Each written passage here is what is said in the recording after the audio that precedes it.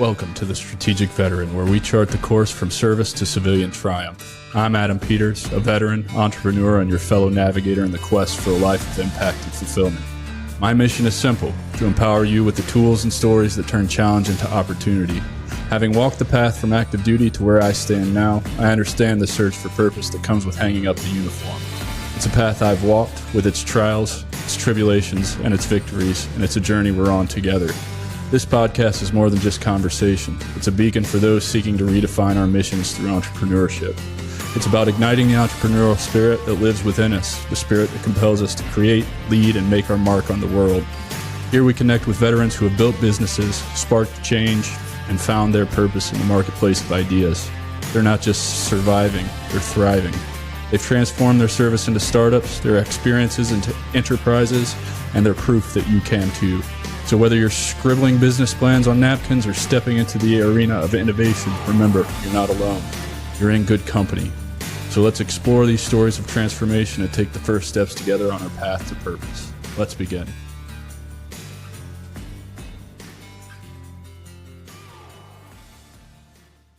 Welcome to another episode of The Strategic Veteran, where we delve into the remarkable journeys of veterans transitioning into impactful post-military careers. Today, we're honored to host Rhiannon M. Gonzalez, a dynamic and resilient leader whose service spans nearly 3 decades across the U.S. Navy and the U.S. Army. Rhiannon's military career began in the U.S. Navy as a miniature avionics electrician attached to the United States Marine Corps, where she demonstrated exceptional technical skills and adaptability. Following a tragic international incident, her path took a profound turn, prompting a transition to the Navy Reserves as a CB construction electrician. Her story is marked by moments of intense personal reflection and survivor's remorse following 9/11, which steered her back to active duty, this time with the United States Army. Throughout her service, Rhiannon embraced roles that showcased her versatility and resilience, culminating in her imminent retirement as a Sergeant First Class, or an E7, a month from now, July 1st of 2024. Her journey is a testament to the power of resilience, a theme she passionately advocates for, particularly in teaching teens the skills to overcome adversity. After her husband's untimely passing in 2021, Rhiannon channeled her energy into making a meaningful impact beyond the military. She became a crucial player in the nonprofit organizations like Operation New Uniform, which is dedicated to helping veterans and their spouses transition successfully to civilian life. Her heartfelt storytelling at the Heroes Gala left an lasting impact, exemplifying her dedication to placing people first. Today, Rhiannon is on a mission to counteract negativity by being a joy multiplier, teaching resilience to teens and helping veterans through coaching and mentoring. Her core values, loyalty, duty, respect, selfless service, honor, integrity, and personal courage, are not just words, but guiding principles she lives by daily. A true strategic veteran, Rhiannon's story is one of perseverance, adaptability, and unwavering commitment to serving others. Please join me in welcoming a masterful storyteller, a limitless learner, a passionate advocate for resilience, and known affectionately as Mama Drill. Rhiannon, welcome to the show. Thank you so much for being here. Thanks, Adam. Thanks for having me. Wow, that was awesome. I sound like a big deal in that intro. You are a big deal. Come on now. You've got all of these accomplishments in this career that spans 3 decades. Like, you deserve to be given the credit that you've earned. And that's what I'm here to do. I appreciate that, Adam. Thank you. Yeah, man. So let's just jump right in. Let's talk about, where did you grow up and what inspired you to join the Navy? Well, I am a military brat. My dad actually retired from the same place I'm retiring here in Tampa, Florida at MacDill Air Force Base. But I was born in Edwards Air Force Base, California. The first month of my life, he got stationed in Norfolk, Virginia. Then shortly after that, he got stationed in Guam. Then he got stationed in Tampa, and I was in Tampa ever since I was 5 years old. So I say that I'm from Tampa because I've been in Tampa since 5. And I actually graduated from high school here. And then that's when I joined the Navy, which it was to my dad's disapproval, because he wanted me to be in the Air Force. And I called him from the Navy recruiter and said, "Hey, I'm going to boot camp in 2 weeks." And he's like, "You didn't sign anything, did you?" And I was like, "Yeah, that's why I'm going to boot camp in 2 weeks." And he's like, "I can't believe you're going to be a fucking squid. As far as I'm concerned, you're no longer my daughter." And I was like, "Well, I just wanted to go on my own. I graduated high school. I want to be an adult. So here I am. I'm going on my own and I'm disowned. So here I am about to be a squid. And then I went to boot camp up in Great Lakes, finished the time. And then it was time to graduate. And I saw my mom there. I saw my brother there. And I was like, oh, well, it figures that that jerk didn't show up. That's probably for the best. But then my mom is like, hey, wait, your dad should be here in a second. He just went to go get us a coffee and a Coke or whatever.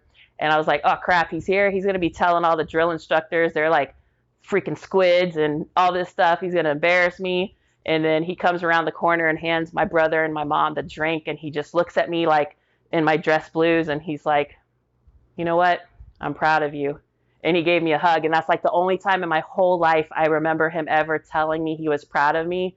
And that's the only time I cried in boot camp, because when I went to boot camp feeling like I was disowned, I was a total jerk face to like everybody there.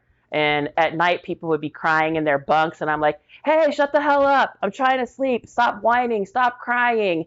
And then like I would always yell at my bunkmate that was on the bottom bunk because she would be crying in her pillow. And I'm like, shut up. I'm trying to sleep. Stop whining. Stop crying. But so she sees me when my dad like gives me a hug and tells me he's proud.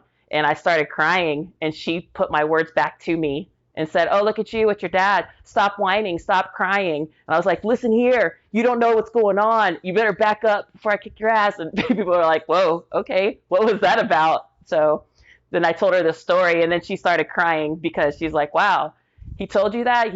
He was proud of you? And I was like, yeah, man, that's never happened before. So I claim Tampa, military brat, and my dad's from West Virginia. My mom is from Taiwan, and my late husband was Puerto Rican. So that's why I still have the name Gonzalez, because we have been married since 2000, and both of our kids are Gonzalez. And I've been a Gonzalez for 2 decades. It's just weird to go back. Yeah, no, I hear that. So I imagine growing up, being a military brat, you probably had a lot of influence, like you said, from your dad to join the Air Force, of course. But was that something that you knew you always wanted for yourself? Well, I figure that as we grew up, we have always had like discipline in our house. It was kind of like he ran that house with like a iron fist. So I don't know if other kids at the like third grade were doing hospital corners on their bed and making sure that the quarter would bounce off of it. So I'm thinking, yeah, that's the standard, right? Like you're supposed to do this. So when I went to boot camp and I was teaching them how to do hospital corners, I'm like, you guys don't know how to do this? Man, I've been doing this since third grade. And they're like, what's wrong with you? And I was like, what's wrong with you? I thought everybody did this. So you don't know what you don't know. You just have exposure to your own childhood. So you're thinking that this is normal. So all I've known my life is discipline. So it was just like a no-brainer because I can follow instructions and do things in order because that's how I was raised. So it kind of made sense for me to go into the military because I really didn't know anything else. Yeah, for sure.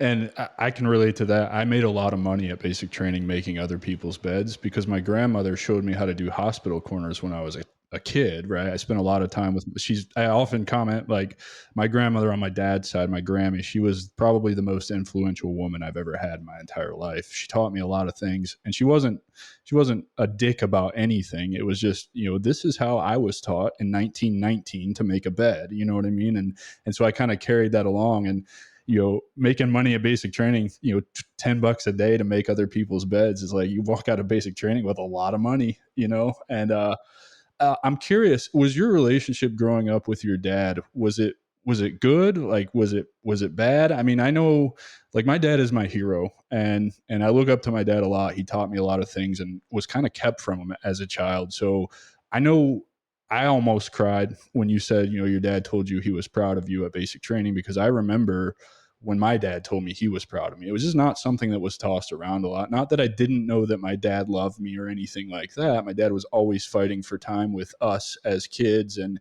whatnot. But that was a word that I'd never heard before. So how was your relationship with your dad? Well, he was super strict, like I said. And then like my mom, she was like a waitress at pretty much like every Chinese restaurant in Tampa. So she was always working really hard. waitressing, making like $1 an hour and getting tips and stuff like that. And he was working like after he finished the Air Force, he went and did the post office. So he had like he used to drink a lot. So I just remember him drinking and getting angry, you know. And there was a point where like my mom had left him, and like I don't know if he's gonna watch this. He's probably gonna be like, "Oh, I can't believe you're telling our stuff." Well, like I was like I want to say about to be a teenager. I think I was probably 12, and I think my brother, he's like 4 years younger than me, so he's like what 8. And my mom and my dad are having a huge argument, and he's like 6'2", and my mom is like 5'6". She's kind of tall for an Asian woman, I guess. But he's like this big dude from West Virginia, right? And she's like running out in the front yard, and he's like trying to get her to not run, like leave him. And I just see him kind of like backslap her, and she falls down on the front grass like a sack of potatoes. And I was like, me and my brother are like looking out the blinds, and I called 911 and I called the police on my dad. And I was like, my mom's not moving. You guys need to get my dad. And the cops came and they took him to jail for, I want to say, a night or two. Um, and then like when he was released, like my mom had already moved out. And so it's just me and my little brother. And my dad comes home and he's just like on fire. He's like, I can't believe you called the cops on me. And he's like pretty much beating my ass, you know, like that, like, this is probably borderline child abuse. I don't think people get beat like that, you know, anymore. And I was like, yeah, you're not supposed to hit women, you know, like, and I told my brother, like, when we both saw this happen, I'm like, James, don't you ever hit a woman. If you ever hit a woman, that's it. I'm coming after you. And so we saw that, and it was like a significant emotional event as kids, right? And so here comes my dad, and he's like beating me up because I called the cops on him. I was the oldest of the kids, you know? And then here comes my little brother around the corner, and he's like 8 years old. He's like, you're an asshole. And my dad just turns around and he's like, what? And then he just goes and like attacks my brother. And then I just hear them in the room just boop, boop, boop, wall to wall, like all kinds of stuff. And I'm like, oh my God, my little brother, my little brother. And then later on, I'm like, James, why'd you do that? Why'd you do that? And he's like, because I wanted to take it from you. And I was like, you're my little brother. You're not supposed to take it from me. And he's like, no, you're right.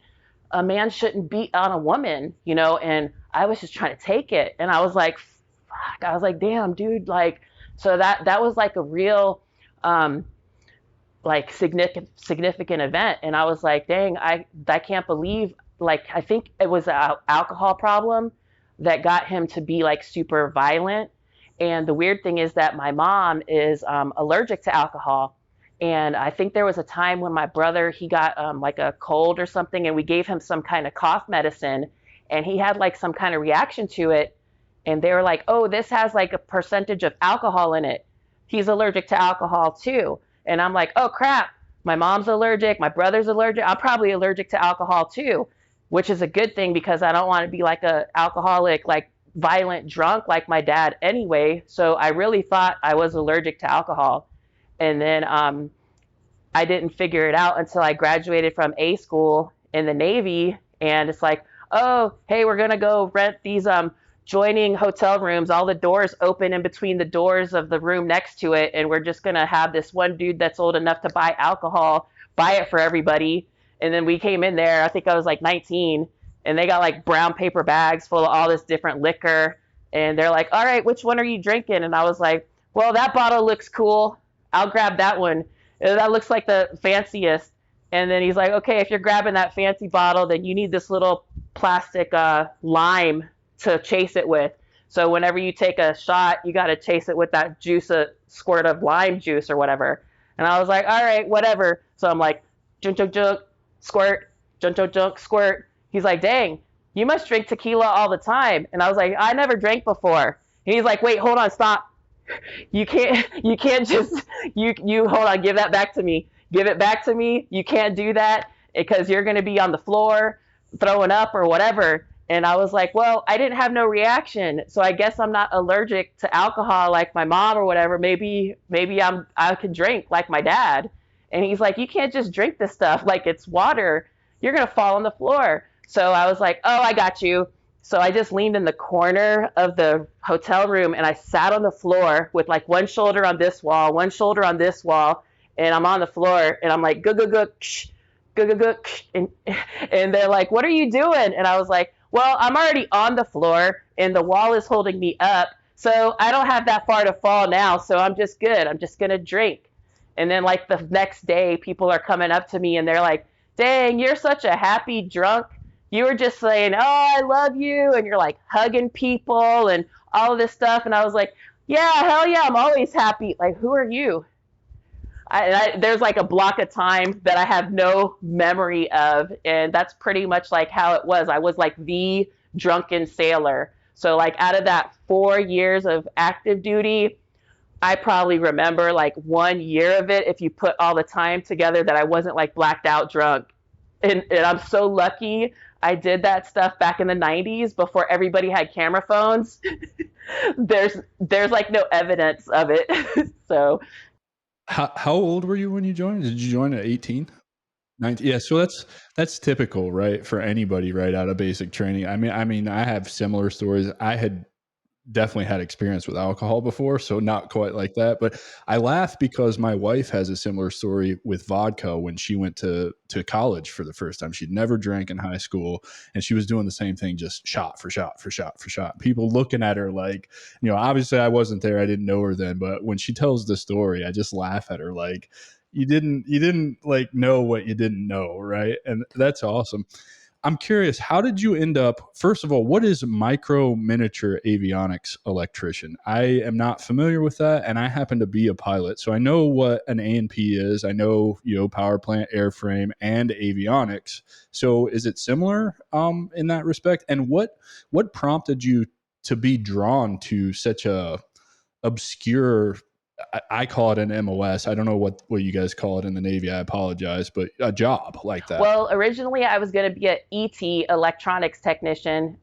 When I did my ASVAB score, I scored really well in like all of the different like electrical, mechanical, like all of the things. They're like, man, your ASVAB scores are phenomenal. You can do whatever you want.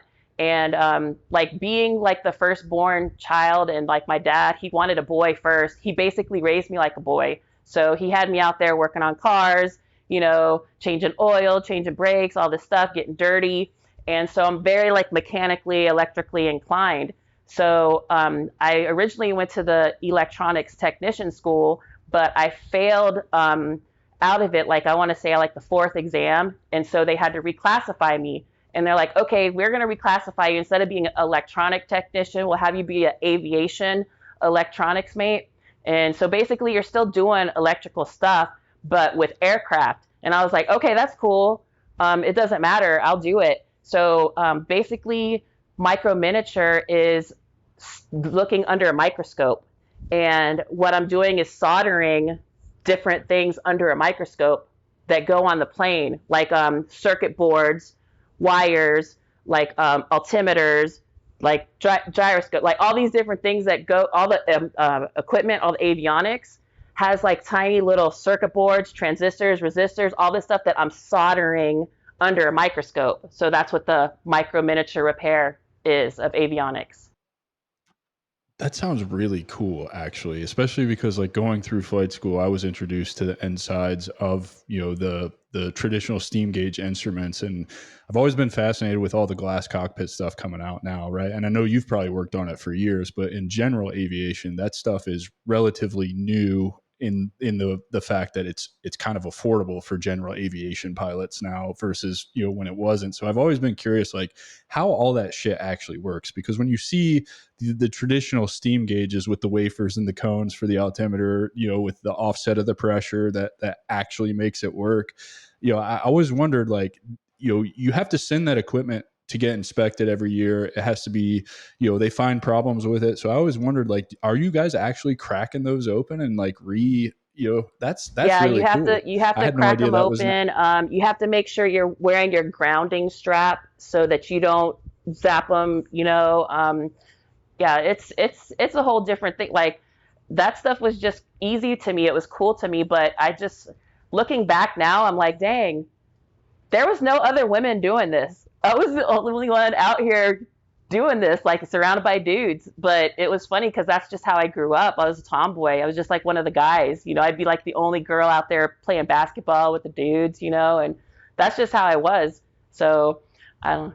Yeah, so I'm curious about that because I've had two other guests on here, Alex Tessier and Darlene Green. Both were in the Navy. Alex actually was in the Air Force. Excuse me, I misspoke. And then Darlene was in the Navy. She was a officer in the Navy, and Alex was enlisted in the Air Force. And they both picked jobs or were put into jobs, or however it worked, for them when they went through. And they both kind of self-admitted like wanted to be one of the guys, and that really didn't go as they expected. Did you experience probably some of the same things that I know you haven't seen those episodes, but I feel like they're common problems that women face in the military? And so I'm curious, did you experience some of that also, the sexism and the just, I guess, how do I put this? The just inappropriate passes towards you because you're a female and someone is in a position of power where they think that it's okay to get away with that. I don't personally understand that because I'm just not wired that way as a person, but it kind of makes me sick at my stomach a little bit to think that senior leaders do shit like that. So can you talk about that experience for I us? didn't directly have any experience with that because, like, if you ever see me, I'm 5'10" and I'm a pretty big chick. So, like, I was always like the biggest kid in school. Like at the age of 12, I was already 5'8", and they were calling me things like Sasquatch and crap growing up. So, um, I don't think that I think because of my size, I don't think they would think to try it with me. So I didn't, and plus, like, I'm like a very, smart aleck person. So they dish it and I dish it. I can take it, they can take it. So pretty much I'm out there just like drinking like a sailor, cussing like a sailor, and I was just one of the guys, and I was like just their little sister. Like especially like when I was over in Iwakuni, Japan at the Marine Corps Air Station, um, they were calling me Devil Dolphin, and I was like everybody's little sister, and it was cool shit because like we would be like out in the karaoke bar in Japan, right? And I would just be like trying to sing or whatever, and some weirdo little like Japanese business dude would be trying to buy me drinks, and I would just be like, "Hey, bro, come get this guy." And then like one of my Marine buddies, like Corporal Flatic, he'd be like, "Hey, are you messing with our little sister?" And then the guy would just like back up because like I had my devil dogs there watching my back. And there was like an incident though when I first got to Japan because when my deployment, we like I think it was like 60 people in our Navy debt that went to Japan, and out of those 60 people, I was one of two females, right? So as soon as we got off the bird in Japan, you could kind of feel like people were looking at you, and I was like, what are they looking at? And they're like, well, they know that there's two females that are going to be coming to this base, so they're looking for like the fresh meat. And I was like, what the hell?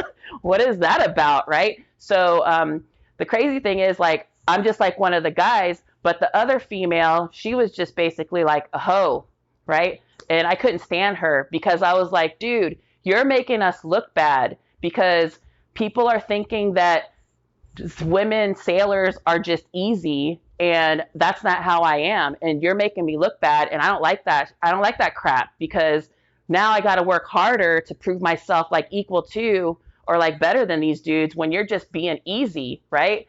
And so I got there and they had like the little day room set up and everybody's just in there playing video games or whatever. And I just came, I'm like hanging out. I'm like seeing what all these dudes are doing, playing video games. And I like sat on this like sofa in the day room. And this dude sat next to me. I really didn't think anything about it. Then he kind of scooched closer to me. And then I was like, okay. So I scooched away from him. I'm like, that's weird. And then he scooched closer to me again. And I scooched close. And the next thing I know, I'm like up against the armrest, and he's like pinching me in between the armrest and him. And I'm like, dude, get the hell away from me.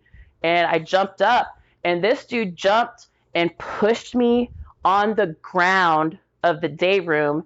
He put one of his knees right here on my elbow. He put this other knee on my elbow. So I'm pinned and his crotch is in my face and I'm on the ground of the freaking day room and I'm like kicking my legs. I'm like, get the fuck off of me. Get the fuck off. And I'm like screaming, get the fuck off me. And then all of a sudden, this dude levitates because this one big ass Marine named Silvio grabs him by the neck and pushes him up against the wall. And he's like, did you not hear what she said? She said, get the F off of her. And then I jumped up and I'm like, that's right, motherfucker. Like, I'm like screaming at this dude, right? And I was like, yo, bro, thanks, man. What's your name? And he's like, I'm Silvio. And I was like, dude, I'm so glad that you were here to get that dude off of me because I was pinned. I had no freaking way. And even to this day, I'm best friends with him. Like when I got out of the Navy, I went to visit Silvio up in Long Island, New York, and he's a bouncer up there. So that's like my bro, like till this day, from that incident.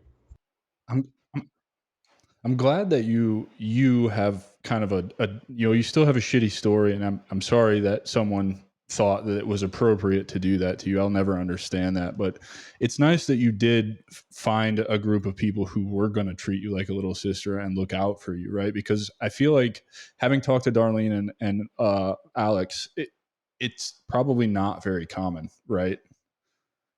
Yeah, and that's sad. I think that's really sad. But anyway, you have an interesting story from your time in the Navy, and it's kind of a running joke in the military, right? Particularly when we were in during the GWAT, right? And you're still in actually, so it's probably not the same. But I remember running around in Iraq, Afghanistan over the years, and always talking about, don't start an international incident, right? And here you are, the first person I've met, and I've been around the Army for, 20 years, 21 years, and I've never met anybody that's been a part of an international incident. So would you mind talking about that international incident and what happened Oh in my gosh. Aviano, Italy? Okay, so like this one is crazy because one of my pilots in Central Command over here in Tampa, I was talking about this, and he said that this incident is one of their lessons in flight school of what to not do. And I was like, holy crap, I'm famous. I'm freaking famous, dude. But I wasn't the pilot. So basically, I worked on the EA-6B Prowlers. That's the one that has like a weird kind of like a nose thing on the front and it jams. It has the jamming system. So basically the Prowlers go in with like the fighter jets and they'll be able to jam the instruments and stuff so they can come in, the fighter jets can come in basically undetected. So that was one of my birds. The Harrier, does a vertical takeoff and lift, and then the Prowler. So the Prowlers were the birds I was working on in Italy. And this was like the late 90s. And this was when computers came out, right? So this was freaking brand new. Like I tell my kids I'm older than Google. And they're just like, what did you used to do? I'm like, yeah, I used to go outside and ride bikes. But the computers came out while we were in Italy. And those things were like a whole freaking microwave on top of your desk. They're freaking huge, right? And one of my buddies, Rob, he was on it like all the time. He was obsessed with this computer. He's like, yeah, oh man, I'm going to get married to this girl I've been talking to on the internet. She's in Russia, blah, blah, blah. I'm like, dude, what? You don't even know if that's like a 600-pound man or whatever, right? And he jumps up off the computer one afternoon and he starts running outside. And I'm like, Rob, what are you doing? And where we worked in these containers. They called them vans. Like, I can't remember what it stands for, but we had like van units. So we were basically in a container and we had our little workstations in there. And that's where we would solder. And they would be like right next to the flight line. Like you could throw a rock and hit the flight line. That's how close we were. And when we had got to Aviano, the unit that we replaced had such a backlog of like malfunctioned equipment. They're like, yeah, you guys have to fix all this stuff.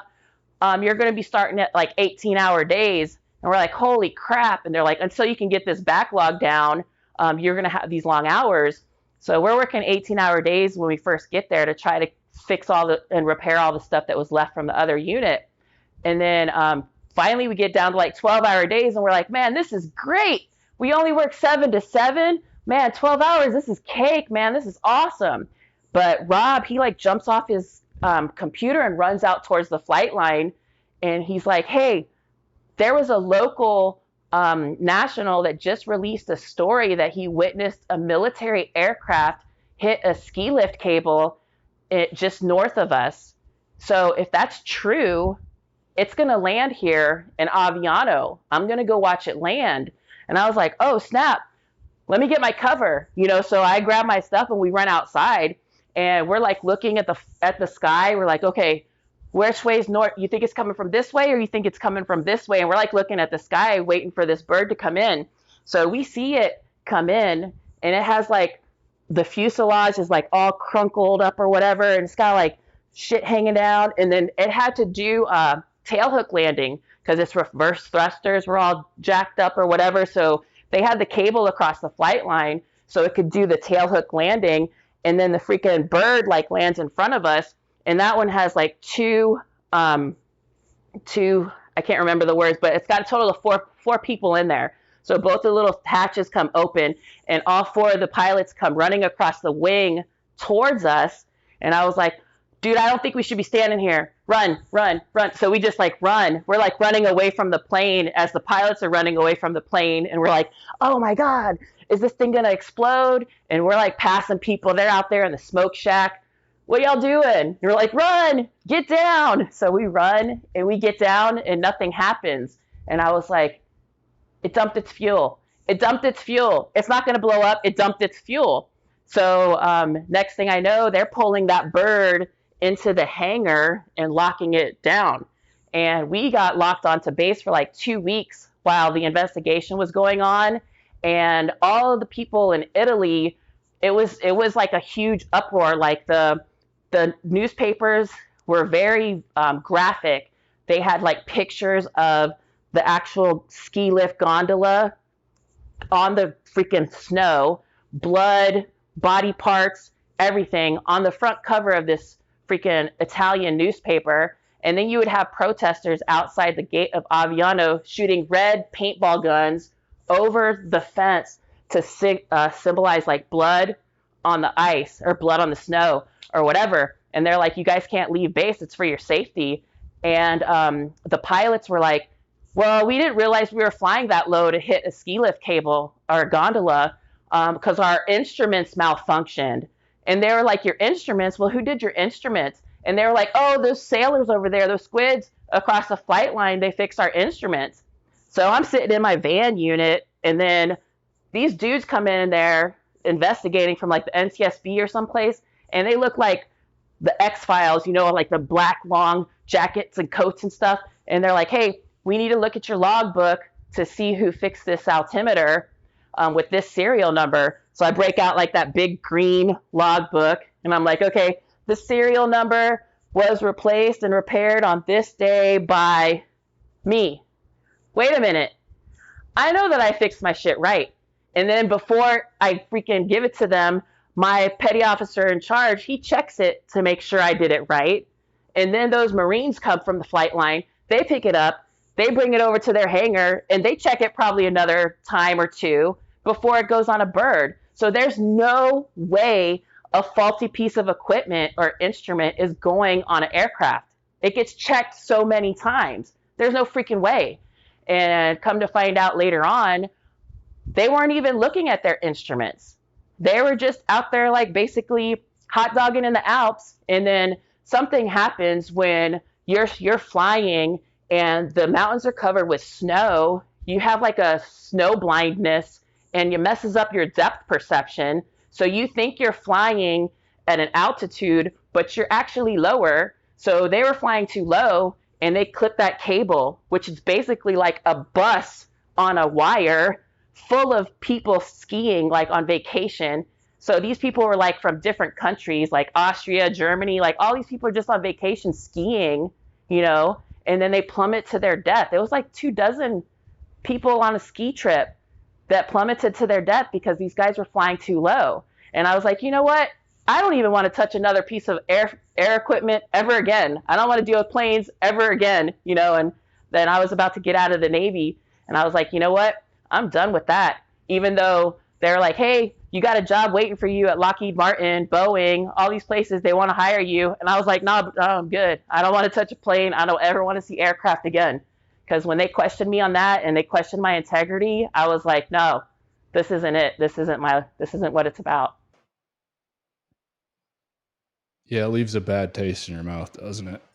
Especially when you know that you do your job right, and like you said, there's all those, particularly in aviation. For those that aren't familiar with aviation, there's processes, systems in place. It's not just one person who touches a piece of equipment, right? And I know in the civilian world, like even wire ties, they have to be twisted a certain number of times. Part of your exam is they come and count the number of twists, and they'll fail you out for not having the right number of twists. So everything in aviation is redundancies, and it sounds like everything that you're saying to me, it was, the onus was on the pilots out there doing dumb shit. They knew they were an IMC, they know what mountain flying is about, and you're supposed to trust your damn instruments. Look at your fucking instruments, man. Like there's a chart that tells you that this ski lift is here. You can't fucking miss it. You know it's there. You should have, aviate, navigate, communicate, right? Aviate is the number one thing. So you should know where you're at in space at all times. Whatever happened to those pilots? Did they I get want to held say they accountable? did.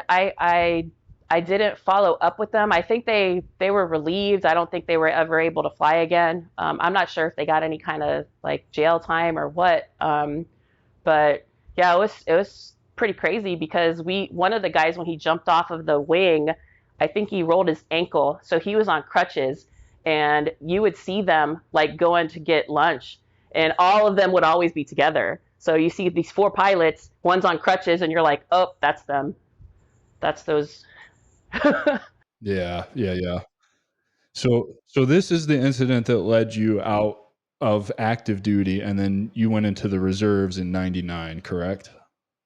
Well, I went back home to Tampa and That's when you switched to the construction CBs. Yeah, I electrician, did right? construction Yeah. electrician. So I'm like, okay, I'm going to go from electrical under a microscope to electrical on, like, I was wiring like fire alarms. I went to this school in California, Port Hueneme, California, where they taught me how to put on these tree climbing spikes on my boots to climb up this wooden power pole and work on this hot, huge transformer outside. So I go from like one extreme to the other under a microscope to You got bigger balls than I do. I'm not messing with electricity. No, oh yeah, thank that you. stuff. Not for Oh yeah, me. that stuff will zap you.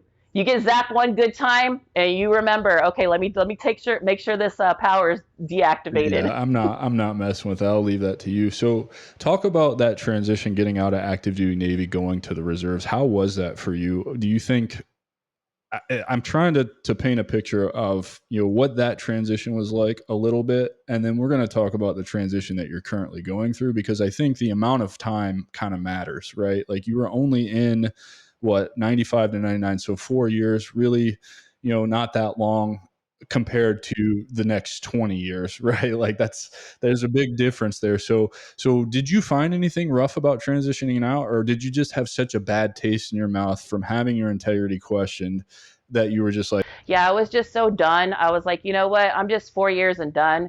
I'm ready to go back home, use my GI Bill, go to college, and maybe I'll come back as an officer and be in charge of all these dummies. But that didn't really work out. I went back home. I went to college like occasionally because the problem that I had was that when I wasn't given like direct orders and it didn't have like accountability, I didn't have, I guess, the self control to do it on my own. So I went to college like that first day, and I was like, oh yeah, okay, I'm a college student. This is awesome. But then the next day I went and I'm like, hey, where's everybody at? And they're like, oh, this is college. Like, you're paying tuition. If you come, you come. If you don't, you don't. And I'm like, for real? So I didn't come. I would come like occasionally. And then I would get yeah, like you leaned all the way into that, huh? right? So then I was like really sucking at school. And then I was like, you know what? I need some kind of like structure. So let me do this reserve thing. So at least I'll still have a taste of it on the weekends. So I was doing that like one weekend a month. and then like 2 weeks a year, unless I had some extra school or training, then that would be a little bit longer. So I I've heard did that's that with the kind of a CBs. joke when you transition from active duty to the reserves or the guard, particularly the infantry guys I know, they couldn't handle it. They were like, "This is bad. Like it is so bad." Did you feel the same way about going from active duty to the reserves? Yeah, it was kind of different because like most of the people in the reserves, like in the CBs, were a lot older, crusty dudes that are kind of like heavy set. It's just like because you're just like a part timer, so it's like okay, you're just there for that one weekend a month, so you're not like no super stud like PT guy or whatever. So you're just there because you have another full time job. Yeah. And you were in the reserves when 9/11 happened, right? And so how did you end up, right? I know you had mentioned that obviously you felt compelled to go back to active duty as most of us did with 9/11. I was a sophomore in high school. I kind of knew, you know, I didn't really know at that point. I joined when I was a junior in high school, thinking I was going to ship to basic training, like one of my buddies did between the summer between my junior and senior year, and then I would go active as soon as I graduated. I missed the cutoff by one day, so that didn't get to happen for me. But I remember feeling 7 in the morning, walk upstairs, have a minute with my grandmother like I always did, and she's got the news on, and I see this, and so did that prompt you to try and go back active with the Navy before you went and joined the Army? Kind of walk us through Well, that little change in so your life. I had gotten married in 2000. I had met my husband while I was working at Busch Gardens in Tampa, and we were living with his mom in Tampa, and she turned on the TV and she was like, "Hey, what movie is this?" And I was like, "Movie? That's not a movie. It's breaking news. This is happening right now. Turn it up." And we see the second plane hit. And I'm like, "This is not a movie. This is real life." And then my phone rings and my master chief calls me and he's like, "Hey, you need to get everything in gear. We're being activated. Make sure that your spouse knows how to log in and pay bills. Give them the passwords for your banking, your bills, and all of this stuff because we're being activated. The CBs, we have to go to Baghdad. We got to rebuild. We got to do all of this stuff and make sure your family in your house is in order." And I was like, "Oh snap! This is real. This is real." So September 11th happens and we're being activated. So I'm just like trying to get my duffel bags and everything all squared away.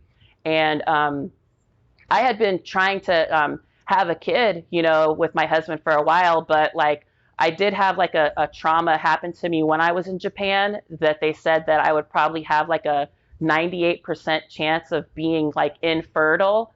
And but I wouldn't know until I tried to have kids and I wasn't able to have kids that it came back to this trauma that I had in Japan. So I told my husband like before we got married, "Hey, look, I see how good you are with your nephew and you would be a good dad, but I probably can't give you that gift because I might have like a 98% chance of not being able to have kids." So we had been married for like more than a year and we were trying to get pregnant and I couldn't.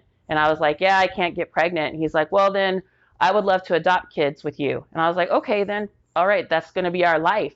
So then, like, September 17th happens, and I'm in the kitchen, and his mom just looks at me like sideways, and she's like, "You know what? You look different.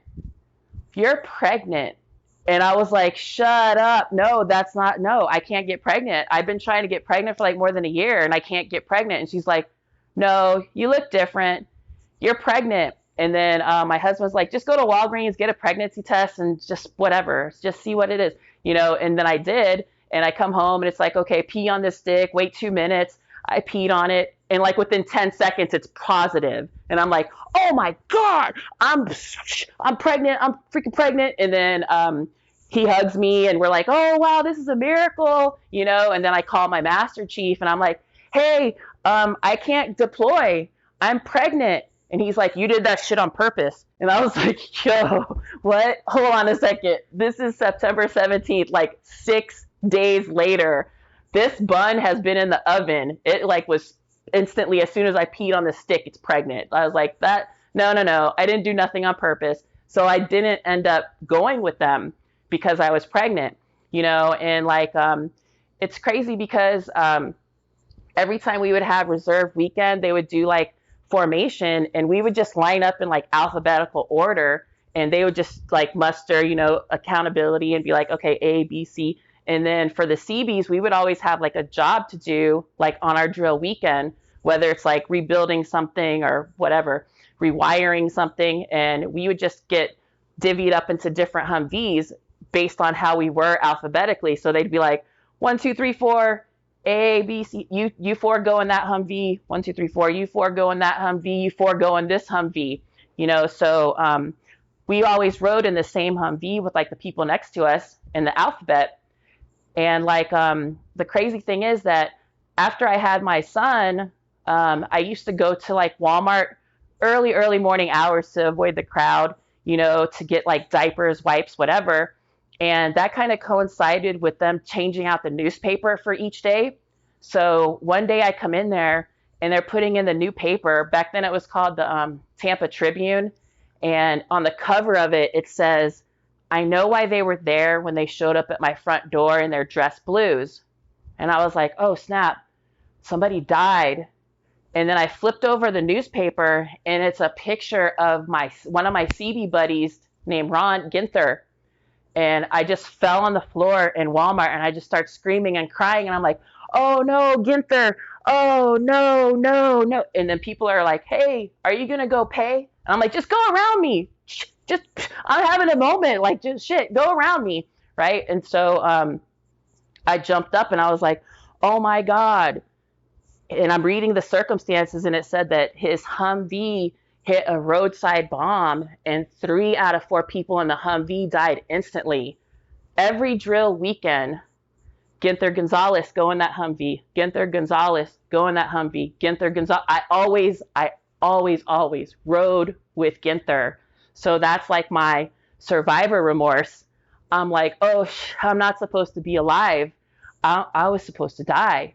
And then like my mother-in-law is like, no, you weren't. That wasn't your time. Because like, just like you wanted to have a baby with my son, like right away, but you guys were still learning each other as a couple. It didn't make sense to have a kid at the beginning of a relationship when you're still learning each other. So your child came at the right time because it wasn't your time to die.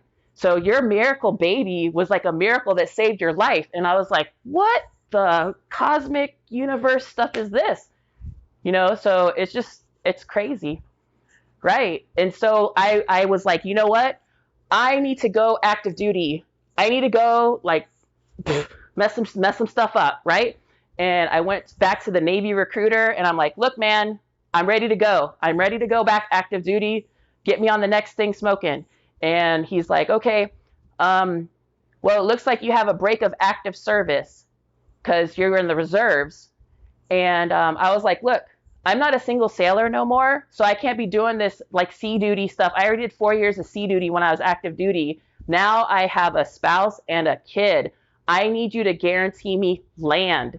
And he's like, well, you have a break of active service, so the needs of the Navy is sea duty. You're going to sea. I can't guarantee you land. So I exited the Navy recruiter, walked next door to the Army recruiter. I said, hey, man, are y'all taking prior service? And he's like, yeah, we need to see your ASVAB scores. And MEPS faxed them over. He's like, holy crap, you can do whatever job you want. And I was like, look, bro, I already did all the cool guy shit. I was actually like the only female doing cool guy shit, but 18 hours on a flight line sucks. I would see people in the air conditioner working like 9 to 5.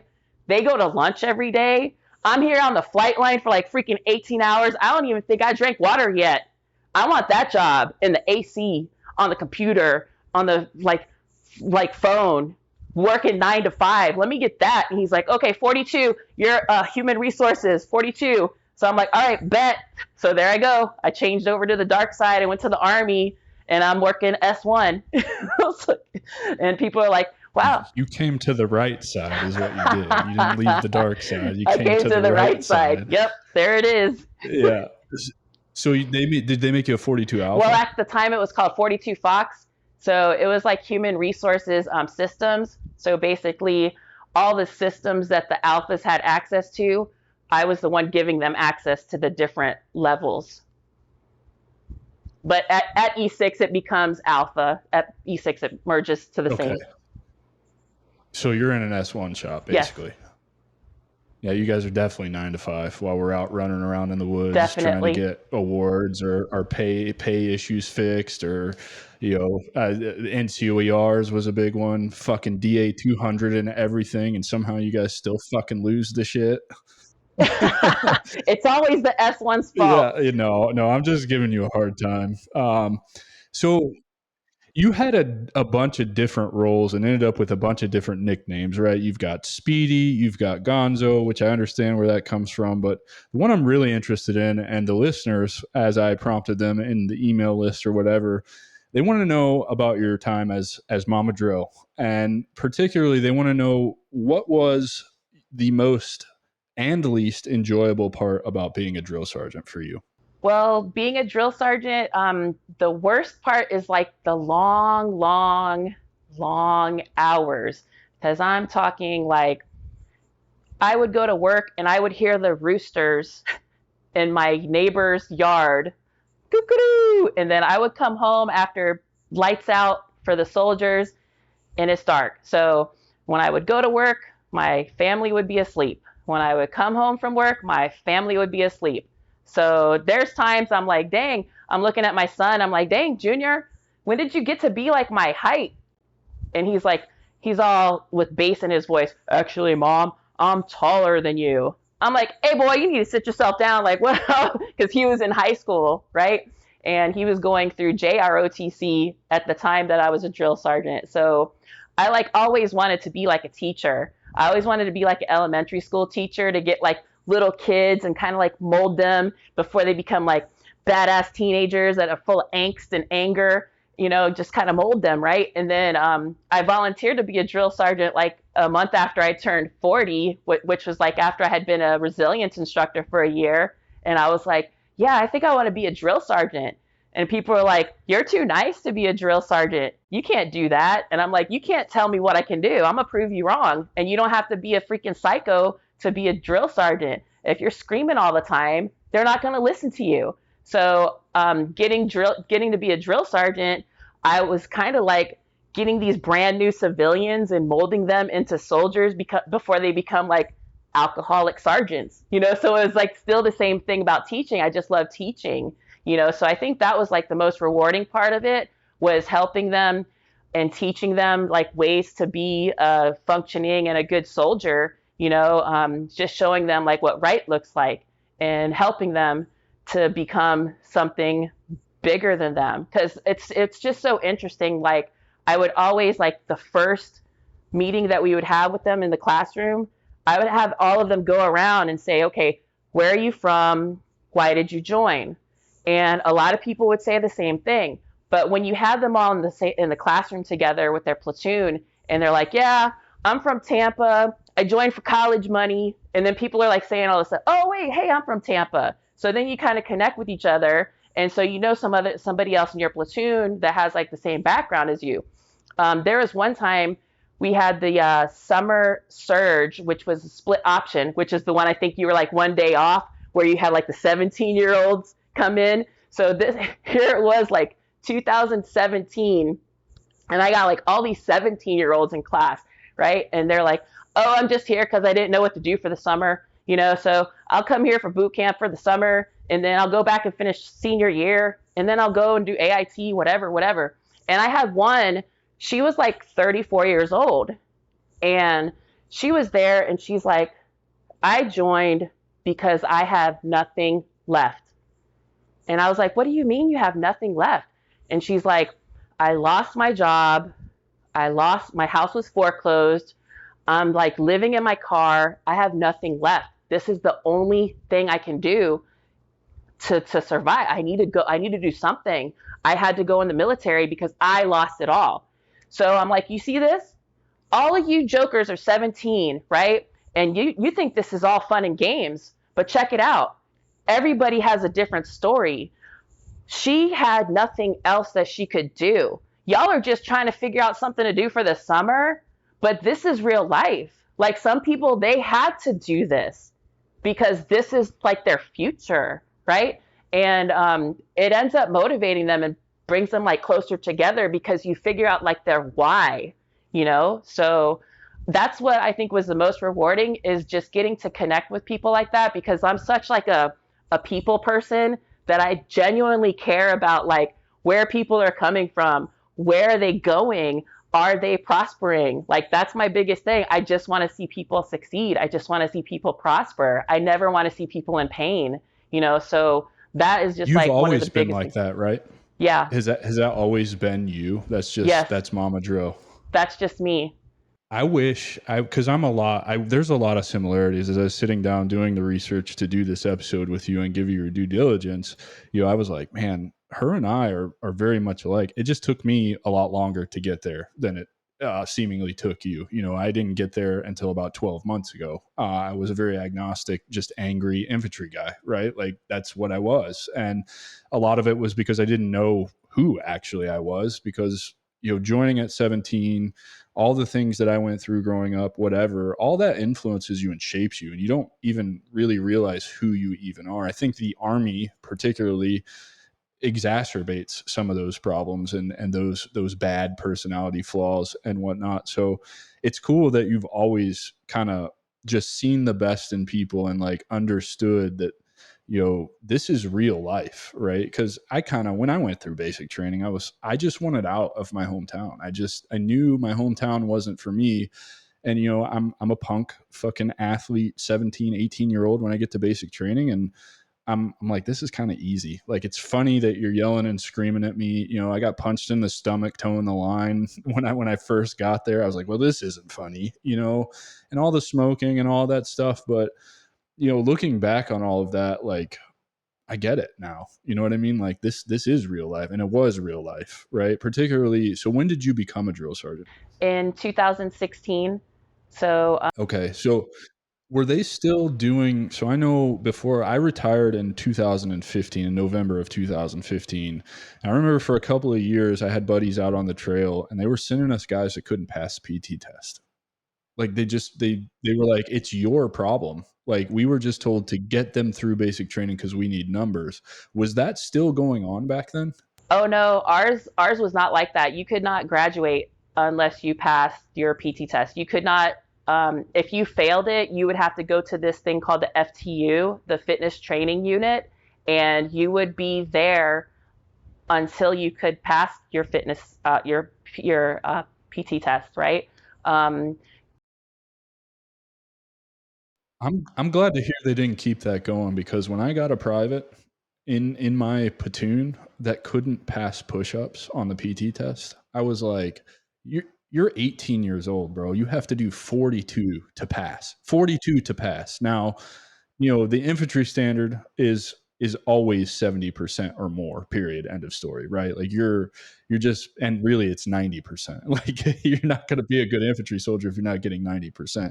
I think the only leeway there is on that is like the run. I maxed the run one time, but I'm 6'3" and 220, right? Like I wasn't built to run, I was built to ruck. You want to put a ruck on, let's go, because I'm going to dust your ass. You know what I mean? You're all going to be running to keep up, and I'm going to be cruising in at 2.5 hours on a 12 miler. But no, that's awesome. So let's talk about, where are you at right now, Rhiannon? Where are you right now? You're a month away from retirement.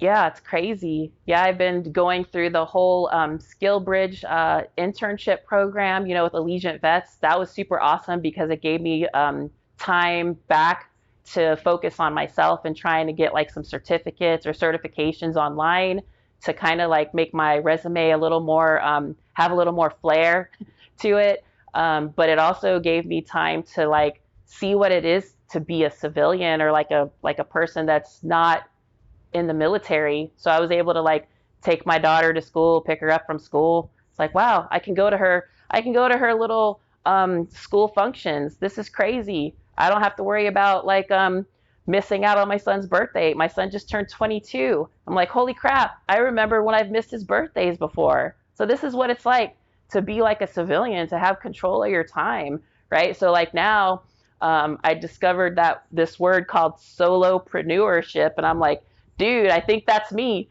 And then like I had talked to you after one of the things with Allegiant Vest, they had about, I want to say like 4 or 5 speakers one of those Tuesdays.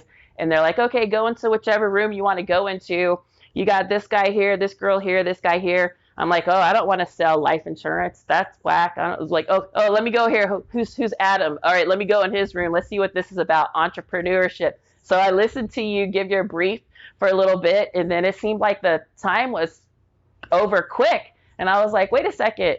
He just like started talking to us. Hold on a sec. Let me book a call. So I booked a call with you, and I was like, dude, man, this is interesting to me, And so we talked to each other, for a little while, and I started following you like on LinkedIn, and I could see you like making moves. I'm like, oh snap, check it out. He's got a podcast. Oh man, Adam's making moves. What's my excuse? I need to get it together. Oh man, let me see. What can I do? And then that's when I started getting into like, okay, I need to get like a LLC. I need to get a brand. I need to get a website. I need to start doing this stuff. Cause look, Adam, he's just like one of the realest dudes. If he can do this stuff, I can do this stuff too. So let's go. Let's go.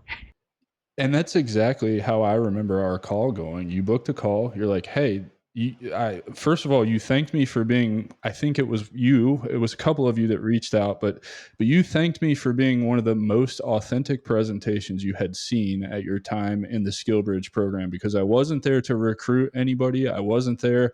In fact, I had prepared a PowerPoint because they asked me to, right? And I think we went through one slide before I was like, fuck this. Like, this is who I am. This is what I'm doing. This is why I'm here. What are your questions?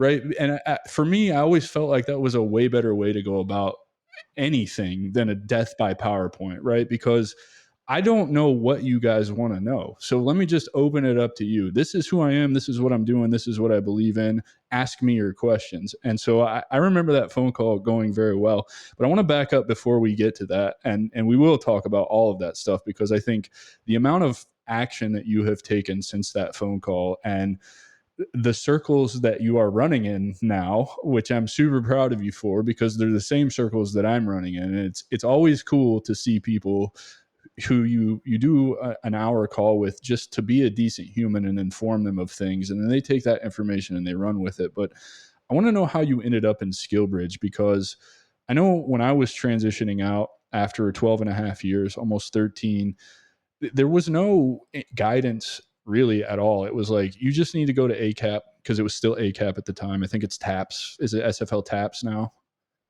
Yeah. And we talk about it a lot, and I'm sure the audience is tired of hearing it, but it really is genuinely, it was shit. It was, here's how you write a resume. Most of my shit was done online. So I would just log in to get credit for attendance and not listen to any of them.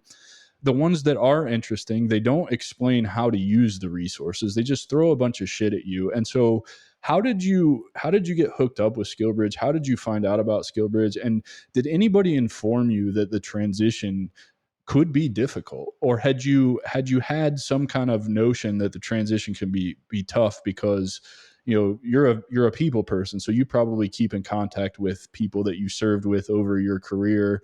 You're probably watching them get out and seeing the struggles that they're going through. Maybe you had some intuition about the transition being hard, but I really want to explore like how did you land on the SkillBridge program, and like what were the looming questions you had about transition in general? Yeah, so like that TAP class, it's just so much information, like overload, that you really don't even know where to start. You're like, what's the phrase? You're drinking water out of a fire hose. It's just like so much, so much, so much. And you're just like, what the hell? And one of my, because I'm working in a joint environment at Central Command, so I got like Air Force, Army, Navy, everybody's in there, Marines. And there was a Air Force, I can't remember her rank. I want to say like a master sergeant or something. And she was like a couple of months in front of me for retiring. And she was like, hey, are you going to do SkillBridge? And I'm like, yeah, I just don't know which SkillBridge to do, because there's like hiring our heroes. There's like all these different SkillBridges. Everybody wants you to do SkillBridge because they're basically going to get you as free labor for their company for like however long your SkillBridge is, right? And she said, well, have you heard about this one, Allegiant Vets? And I was like, no, what's that? And she said, well, it's 100% virtual. So I'm not going to have to pay tolls. I'm not going to have to pay for gas. I'm just going to log in on my computer and do this virtually, and it'll be my skill bridge. And I'm like, what?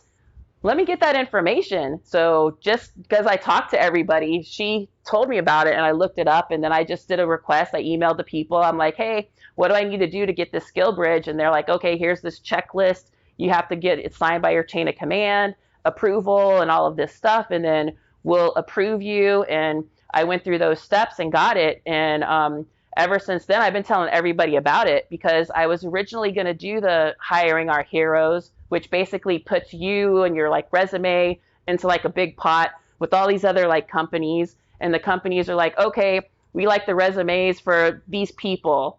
And then you kind of figure out, okay, I like the jobs of these places. And you see which one you mesh with. And you kind of pretty much, the way I understood it is you work for them for that amount of time. And you get your foot in the door with like that company, and then pretty much it gets you like to work for that company right after you retire or get out of the military. And then I was like, wait a second, I'm not going to get paid, and I'm just going to go work for like USAA or whoever, and they're getting free labor from me, and my hours are just going to be working there for free. Wait a second, this is a bad deal. Let me do what she was talking about.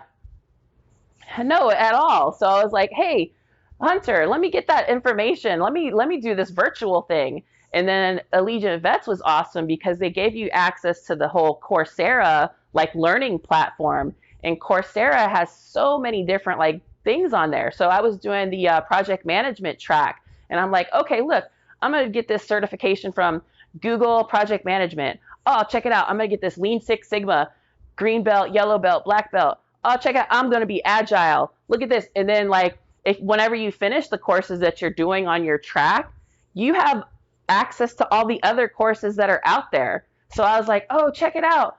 Man, when I was at Master Resilience School, I was learning resilience from this dude at Penn. Oh, wow, he's one of the instructors here. Let me do this. Martin Seligman, he's the father of positive psychology. Yo, I'm going to take his class on Coursera. That is the man of positive psychology. Check it out. And so I was taking those courses, and that's the freaking awesome thing, is that I still have access to Coursera for life. And so do my dependents. That is like the best thing out there. And it was during my time in the military. So instead of me going to work and like working and working and working up until the very last day of the military and just be out there sucking at life, because I keep in touch with everybody on Facebook. Like even the funny thing is, like when you're a drill sergeant, they tell the privates and stuff, hey, there's no fraternizing with your drill sergeants, blah blah blah, and you can't try to request them as a Facebook friend until 6 months after whatever, like you graduate or something like this. And I really didn't think anything of it until like I get 60 friend requests all on the same day. And I'm just like, what the heck is this? 60 friend requests. Oh, look at this, all my kids from 6 months ago. They requested me to be friends. What the heck? And so I would accept them because I love to see them like growing up. So I would see like my old little privates, my kids, and I'd be like, look at you. And then I would see them as they get their hard stripes, as they become an NCO. Some of them went to like OCS. I see them getting their butter bar. I see them having a baby. I see them getting married. And I'm like all about the wins. I'm like, look at you. You're like a whole sergeant. Look at you. I can't believe it. I wish I could give you your first salute, So yeah, it's awesome when you mentor or have just that positive effect in somebody's life and you get to kind of follow along with that. It's such an awesome feeling. I agree with you. Yeah, I love it. So that was like the best thing. Just the connections. Like it's all about connections. Like that. I think I would be so like boring. It would be boring. Like when COVID happened and they said, "Hey, you're on lockdown and you're quarantined in your house." There was a meme that came out and it said, "Hey, introverts, check on your extrovert friends because we are not okay." I was like, that is me. I am not okay. Yeah. And so when did SkillBridge start popping up around the military? Because it was, even the other program, I forget what you called it, but the one where you go work for them for free, that wasn't even a thing. I wasn't aware of it when I was transitioning out. And so when did this start coming about? Because I'm with you. I think that the SkillBridge program is phenomenal opportunity, and because it's 6 months, right? It's a whole 6 month program. And what I think they've dropped it back down to like 120 days now. I think so. It's less than 6 months, but it's still free time, you know.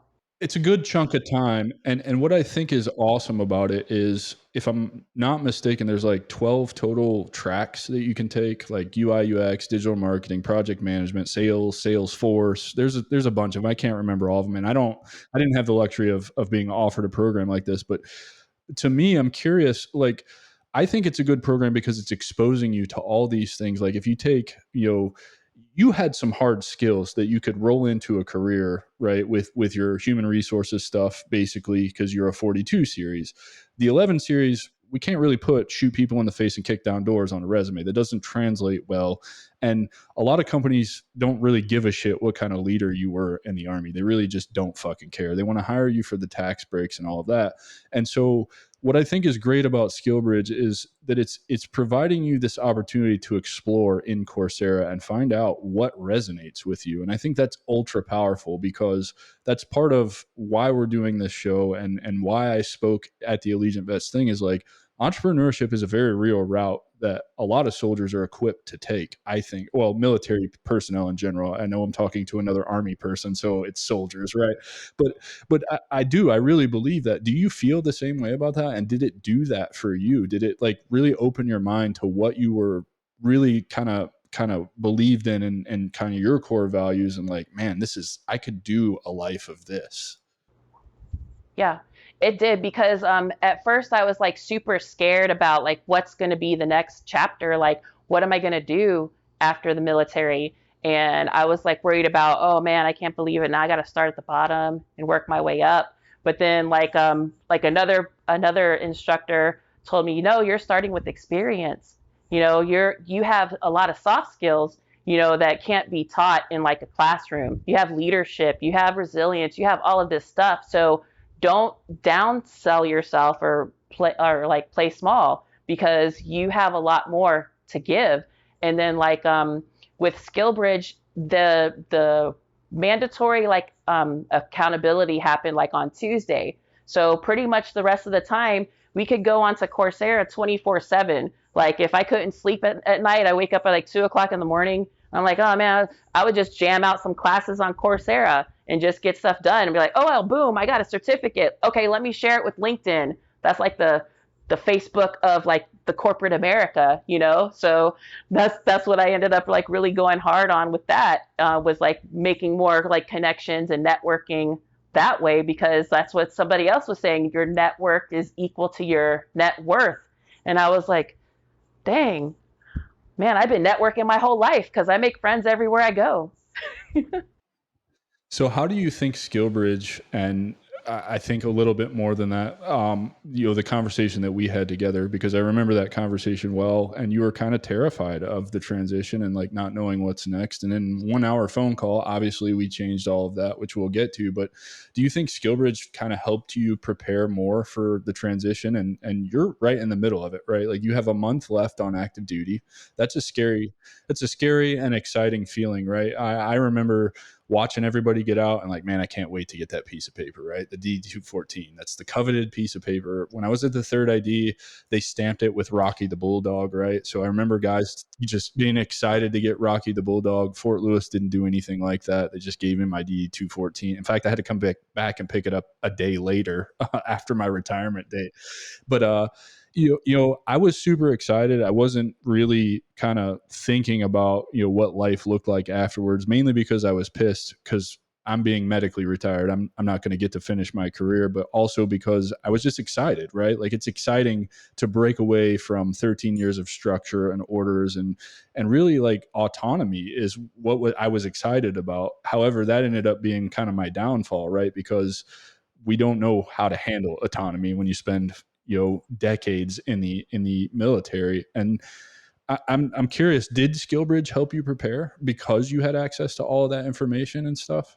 Yeah, it did help me prepare because I was able to just see what it's like to wake up on my own. Um, not have to worry about, okay, we're gonna meet at the PT field at this time to do this, and then okay, after hygiene, make sure you're at work at this time, and okay, and all that structure was pretty much on my own. And I was like, huh, well, what am I gonna do? I can do PT whenever I want. And then at first I was like getting super lazy and fat and like getting like eating all the crap and like the sweets and the just carbs and stuff. I'm like, wait, hold on a second. I can't do this because I'm gonna have to go back and like clear out of the community, and I won't even be able to put on my uniform. This is bad. So then I joined like this thing as Orange Theory. So I was like, okay, here's like a community of people. I'll go there and work out with them, and then I can do whatever I want after that. So it gave me like a taste of freedom of what it would be like when I'm out of the military, to kind of be at my own devices, and like, wow, so this is what it's like to be like on your own without having to answer to anybody. That's kind of cool. And then I don't have to worry about, oh, here it is. I got to go through traffic. I got to drive to work. I got to sit and find a parking space. And oh man, I'm about to go in this building and deal with some toxic leaders. Here we go. Let's say, okay, good stuff, good stuff, good stuff. Happy Monday, happy Monday. All right, let's go. Happy Monday, happy Monday. And then you got to pump yourself up to go into this building where everybody's like miserable. And I was like, dude, I don't want to do that if I don't have to, because like both positivity and negativity, that stuff's contagious. So if you're going into like a toxic environment, that stuff drains you. And I was like, if I don't have to do that, I don't want to do that. I if I can be my own boss and I can be out here like multiplying joy, that's what I want to do, because there's just too much negativity in the world. I don't need that. I just there's too much. We need more good stuff. Yeah, for sure. I'm totally with you on that. That shit spreads like wildfire. We talked to Sean Berna, a retired sergeant major, on this show, and he spent some time in a place, his last part of his career, where he was in the shower every morning looking at his uniform like, fuck, I got to put this thing on. Like, I got to go and do this. And I can't relate because I never had that feeling. I was still very much in love with the Army when I was put out, and I didn't just get out. They like forced me out. But I can imagine that that's not easy, particularly at 21 years. You know what I mean? Like, you love the Army, but like, here you are having to have these mantras just to go into work every day. So it was probably time for you. And it's really cool to see where you're at now. So how has the transition been for you, since you're right in the middle of it, and how are you feeling about that actual retirement date coming up? Well, I think it's got like the whole bittersweet thing going on, because like you're like, yes, finally, I'm done with this. But then the bitter part is like, dang, so much of my identity is that, like, who am I if I'm not Sergeant G or Gonzo or Mama Drill? Like, even one of my guys at work, he's like, I want to say like 3 months after me in the retirement window. So he asked me a question about like the retirement packet one day. He's like, hey Rhiannon, after you got chain of command signature on your retirement stuff, does it need to go somewhere else? Does it have to go to like Texas or something? And I'm like, I'm just standing there, and I didn't even realize he was talking to me, because he's like, hey Rhiannon, and I'm just standing there, and he's like, hey Rhiannon, and I'm like, oh snap, that's my first name. I I didn't even recognize you were talking to me, because I haven't heard anybody say my first name in so long. I didn't even recognize it.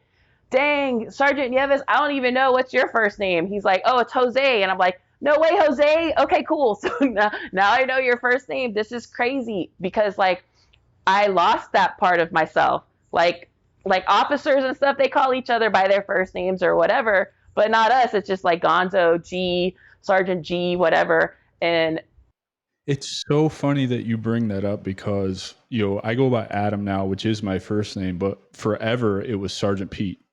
Pete, right? You just shorten the last name. It's easy to get out, right? And I ran around for years like that. Everywhere we went, every person we met, this is my buddy Pete, right? Like you adopt that. And then at one point I kind of hated hearing my first name. I was like, that's not my name. Like, that's not what people call me, and at parts of my life, it was only my mom, dad, brother, sister that called me by my first name. You know what I mean? And really not even my brother. He's got another nickname for me. And so, it's like, it's cool to hear somebody else talk about that, right? Because it becomes part of your identity. So much so that if you're going to email this show, which I hope that everybody would email this show and ask, questions for listeners or recommend guests that you want to hear on this show, but it's Pete at the Strategic Veteran, which is really funny because there's another guy on my team called Pete. And so now it's confusing. But when I set all of this up, I was very much still in that part of the identity, you know what I mean? And so it does get confusing. I'll get emails. Sometimes it'll say Pete, hey, or it'll say Adam. And it's like, fuck, dude, I fucked this one up bad. You know what I mean? Like I've confused the audience now, but I definitely relate to that. And so what inspired you to get involved in nonprofit work? Because I have a sneaking suspicion this is kind of what sparked your entrepreneurial curiosity. And you can correct me if I'm wrong, but I think that probably had a big influence on it. And then I think I probably sent you over the edge with the phone call. Am I kind of right on that? Yeah, I want to say the whole the nonprofit that I took a advantage of this like 2-week course. It was called Operation New Uniform, and it was kind of like a transition assistance, but it wasn't TAP. It was just like one that was done by a nonprofit, and I like requested permission by my unit to go on it because it was kind of like a TDY because my place of duty was at that class. And Operation New Uniform, basically those 2 weeks they were teaching you different skills like how to sell yourself, because like when you go into an interview, you have to be able to sell yourself in the interviews. And it gave you like a lot of other skills like dealing with like your mindset, and that's where they taught me like, hey, you're not starting from the bottom, you're starting with experience. And Operation New Uniform just gets you prepared for when you get out of your uniform, you're going to be into like whatever business casual or something. It's a new uniform in life, right? And they help veterans and spouses, no matter like if you're about to get out, because like when I went to that class, I still had, I want to say, less than a year left till I was going to retire. But there were some people in my class that had been out. There was one guy, we called him old man or grandpa, because he had been out for like 15 years. But he had been working at the Pentagon for like 15 years. And he's like, dude, this is not what I want. I need something else. I went from service to now DA civilian at the Pentagon. And I want to do something else. And then I had like another guy sitting next to me. He was like a former Marine who had been out for like 4 or 5 years. And he's like, yeah, I only did 4 years. I came back home to Florida, used my GI Bill, had them pay for my degree at University of South Florida, and now I got to figure out what to do. So you got all these different veterans at different stages of their life and their career trying to figure out what to do next. And Operation New Uniform just helps you get to your mindset about like how valuable you actually are, and they teach you a lot of those good skills. And I was like, man, this is phenomenal because like the people who made that program, Michelle McManahan, I'm probably pronouncing her name wrong. She's not even in the military or affiliated with the military, but she just has such a like heart to give back to the military because she knows like that's how come she has freedom, right? So she wanted to give back. And it was crazy because she used to be an entrepreneur or like of this thing, the sales team or sales system called Sandler Sales. And I guess when she was doing that, she would go to different companies and they'd be like, hey, we want you to teach our sales team how to sell more effectively. And so that's what she would do. She would just teach all the salespeople the Sandler sales technique about how to get more sales. And then she went to like the CEO of Sandler Sales, and she was basically saying something like, You know who needs to know how to sell themselves? Veterans. Because that's all you're doing when you go into an interview is you're selling yourself to this person interviewing of why they should hire you. But instead of having like the corporations pay, I don't know how much they would pay, like hundreds of dollars to like $1,000 per employee to get this sales training, I want to gift this to veterans. And so the CEO was like, you know what? That's a great idea.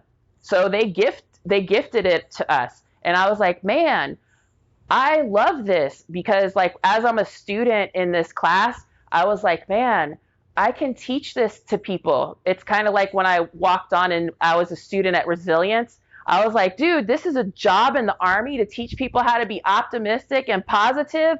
I could teach this. And I told my sergeant major, man, I want to do that. He's like, yeah, you'd be perfect for that job. You're just so annoyingly happy all the time. You want an interview? I can get you an interview with that sergeant major. We went to Sergeant Major Academy. You would be perfect for that. You're just so annoying with that happy Monday. Get out of here with that gonzo. So I was like, yeah, I really want to do this. So I wanted to join them. And then it just came down to like, yeah, well, they started in Jacksonville and they were going to branch down to Tampa. So that's probably still like a back burner thing. Like if they decide to get bigger in Tampa, I'll probably join them because I really believe in the whole thing about giving veterans like their power base back to realize, hey man, we have more than we think, than we give ourselves credit for.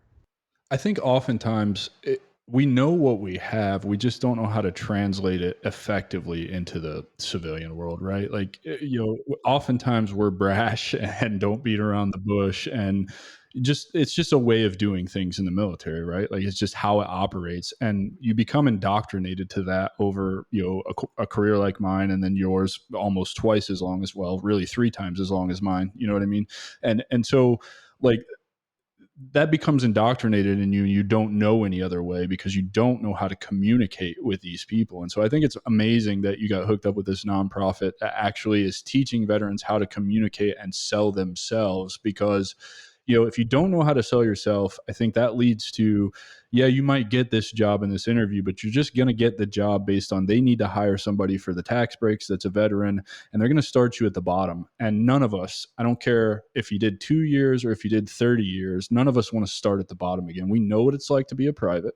We know what it's like to have to put in the work and climb the ladder. And we know what skills we have that are valuable. I remember getting into a couple of different companies and just being like, having these good ideas to make a system run more efficiently, and they would just shit on it. Like, no, you haven't been here long enough. It doesn't fucking matter what you say. We're doing things this way. And it's like, man, I don't want to be treated like this, So I think it's awesome, that the nonprofit is doing that. And so your next big thing, I think, that probably pushed you towards entrepreneurship was your guest speaking event at the Heroes Gala, huh?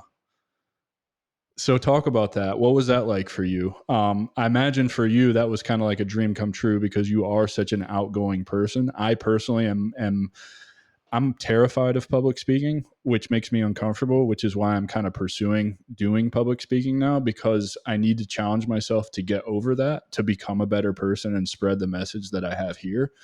But I'm curious, did you just lean into that? Were you like super pumped to do that? Well, whenever like the Operation New Uniform would reach out to me and say, hey, we're about to come down to Tampa because they're doing a career fair. Could you be at the ONU table to help give like a student testimonial? And I'm like, yeah, dude, totally. Because like one of the things they teach you is the whole DISC assessment, where it's like, and I score as a high I. So I'm like an extroverted people person as opposed to like an introverted, like task oriented person. And that was another funny thing, that out of all of their classes that they had, that was the only class that they only had one person that was a high I. Everybody else was something else. And so that made me stand out in the class. And they were like, hey, would you like to give your testimonial to our fundraiser that we're doing? It's the 10th annual Heroes Gala, so we can raise money for the nonprofit so that we can keep doing this and keep putting out these resources for veterans. And I was like, okay, sure, I can do that, because I've been advocating and giving testimony about Operation New Uniform to anybody that like even looks at me, because I'll talk everybody's head off, you know? So now they're like, yeah, just come here, and then just be in like your dress uniform, and you'll sit at the VIP table in the front, and then we'll have like a little timer up there and give you like about 5 to 10 minutes, and it'll be like a countdown timer for you to talk. And I'm sitting at this table with like senators, Purple Heart Medal of Honor recipient, amputee, like all these like big wig people, right? And I'm like, holy crap. And like there's like this one like motivational speaker, he goes up there. His name is John Wayne, right? John Wayne, crap, I can't remember, but he had basically lost his leg. He was like in the firefight, and like as his leg is like barely like hanging on by like some skin or whatever, he's still like shooting, like laying down fire, you know, and he ends up getting the Purple Heart, and I'm after him. I was like, oh snap.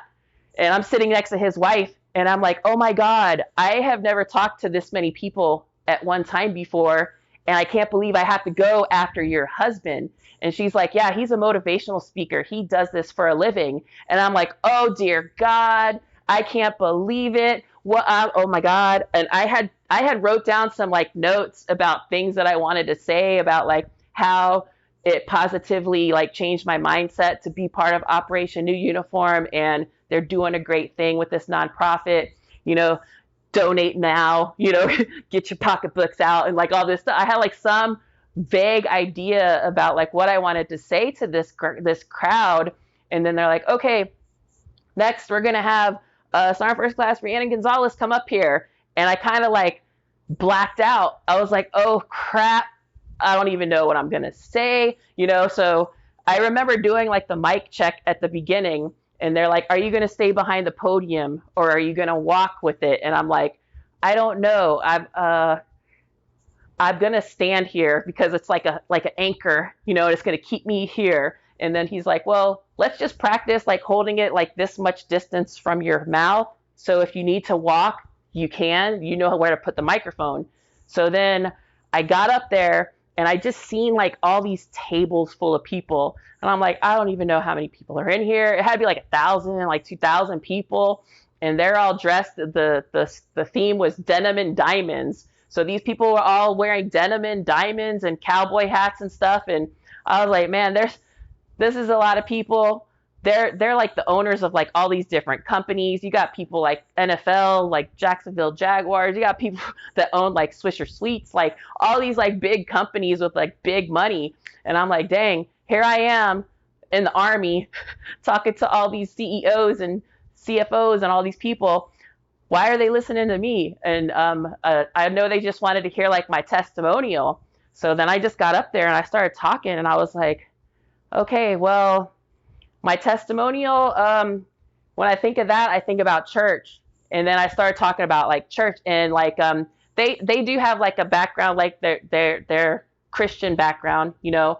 So that's like in the shadows of it. So I started with that, and I was talking about like how I met my husband, and like how the second date he took me to church, and the pastora had like a vision at that time when she's praying for me, revealed to me from like, she's like, I have a message for you from God. And I was like, what is that, for real? And she's like, yeah, he's your companion for life. And I'm like, that's so vague, like whatever, companion. That could be like my coworker, or somebody in college, or my neighbor. This is whatever. I don't believe in this.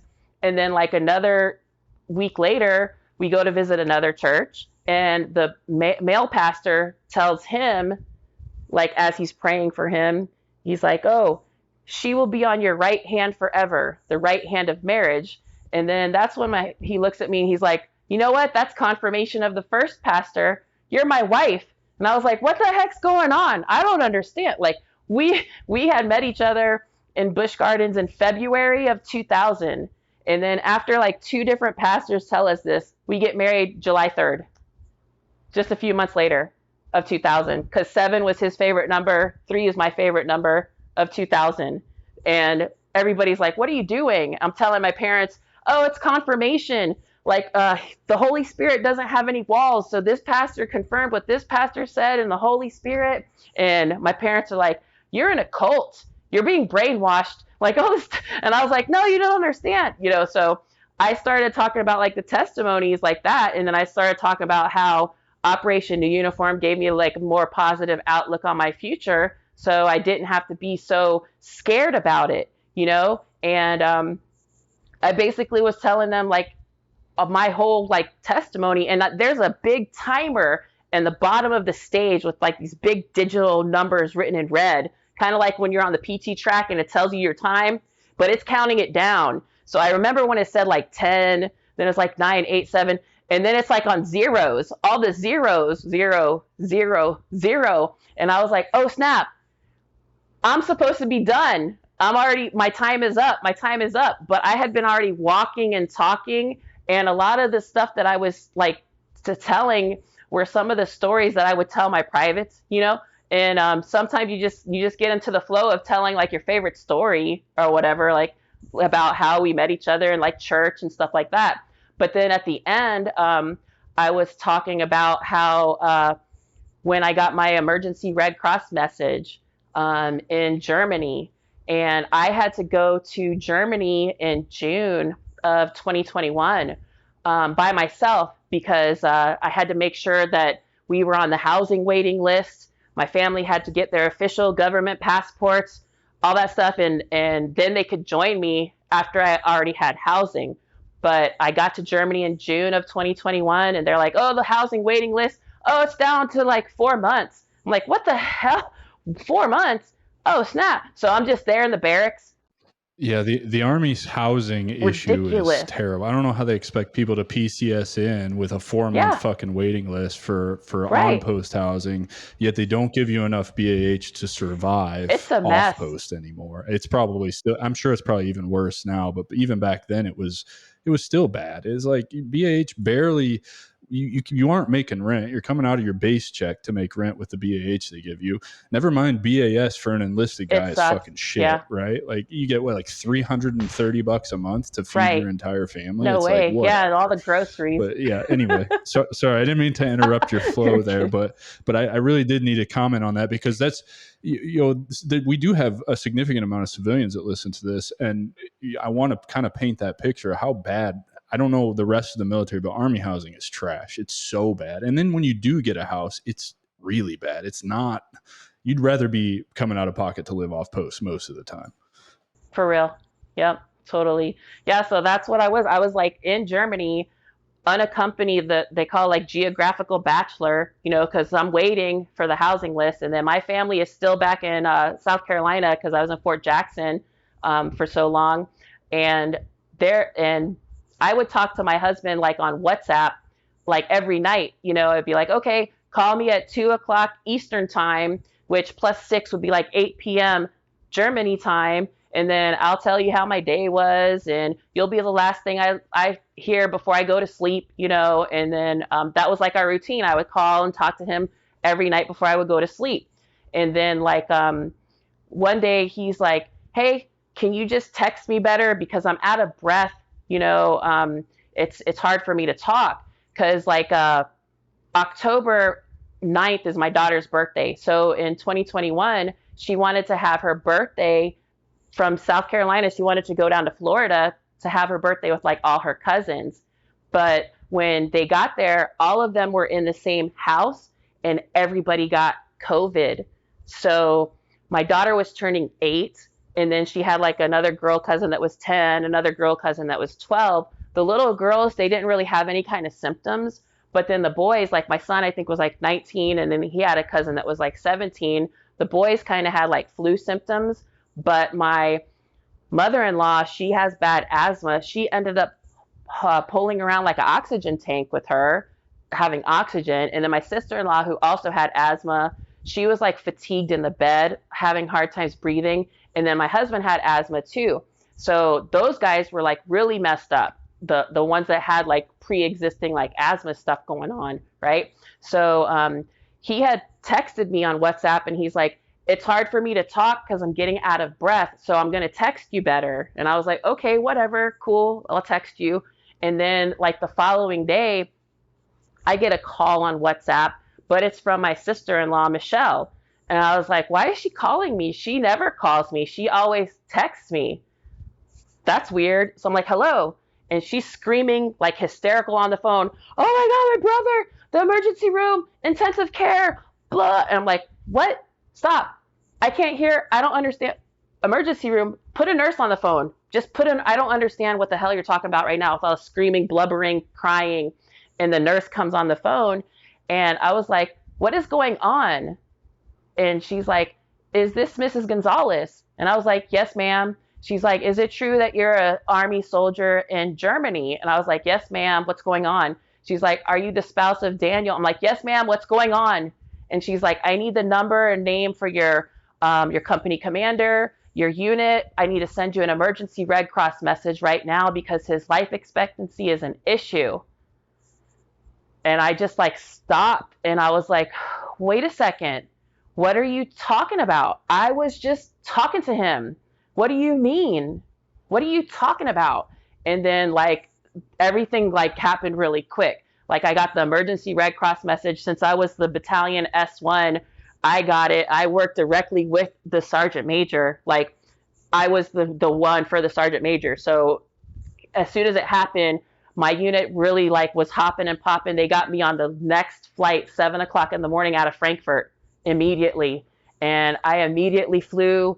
I landed in like Chicago O'Hare Airport on like November, I think it was like November 3rd. And I was like calling the hospital and I was like, hey, can you just let my husband know that I landed in America? I have a 3-hour layover here in Chicago, but I'll be in Tampa by dinner time. And the nurse is like, he can hear you. You're on speaker. And I was just like, babe, hold on. I'll be there by dinner. And then all of a sudden it's like, boop. She goes, I gotta go. He's crashing. And she hung up on me. And I was like, what?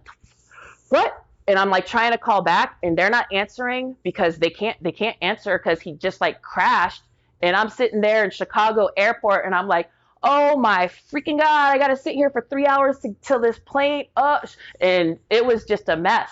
And I was like, I can't believe this is happening. And then finally, that took forever. I finally landed in Tampa and Michelle's ex-husband, she had all of our kids in the SUV. So she had her kids and she had her ex-husband had her kids and my kids all together. His job was just to keep the kids in the SUV and take them to McDonald's, and keep them occupied while she was in the hospital with her big brother, while her little brother, my husband, was medically induced into a coma.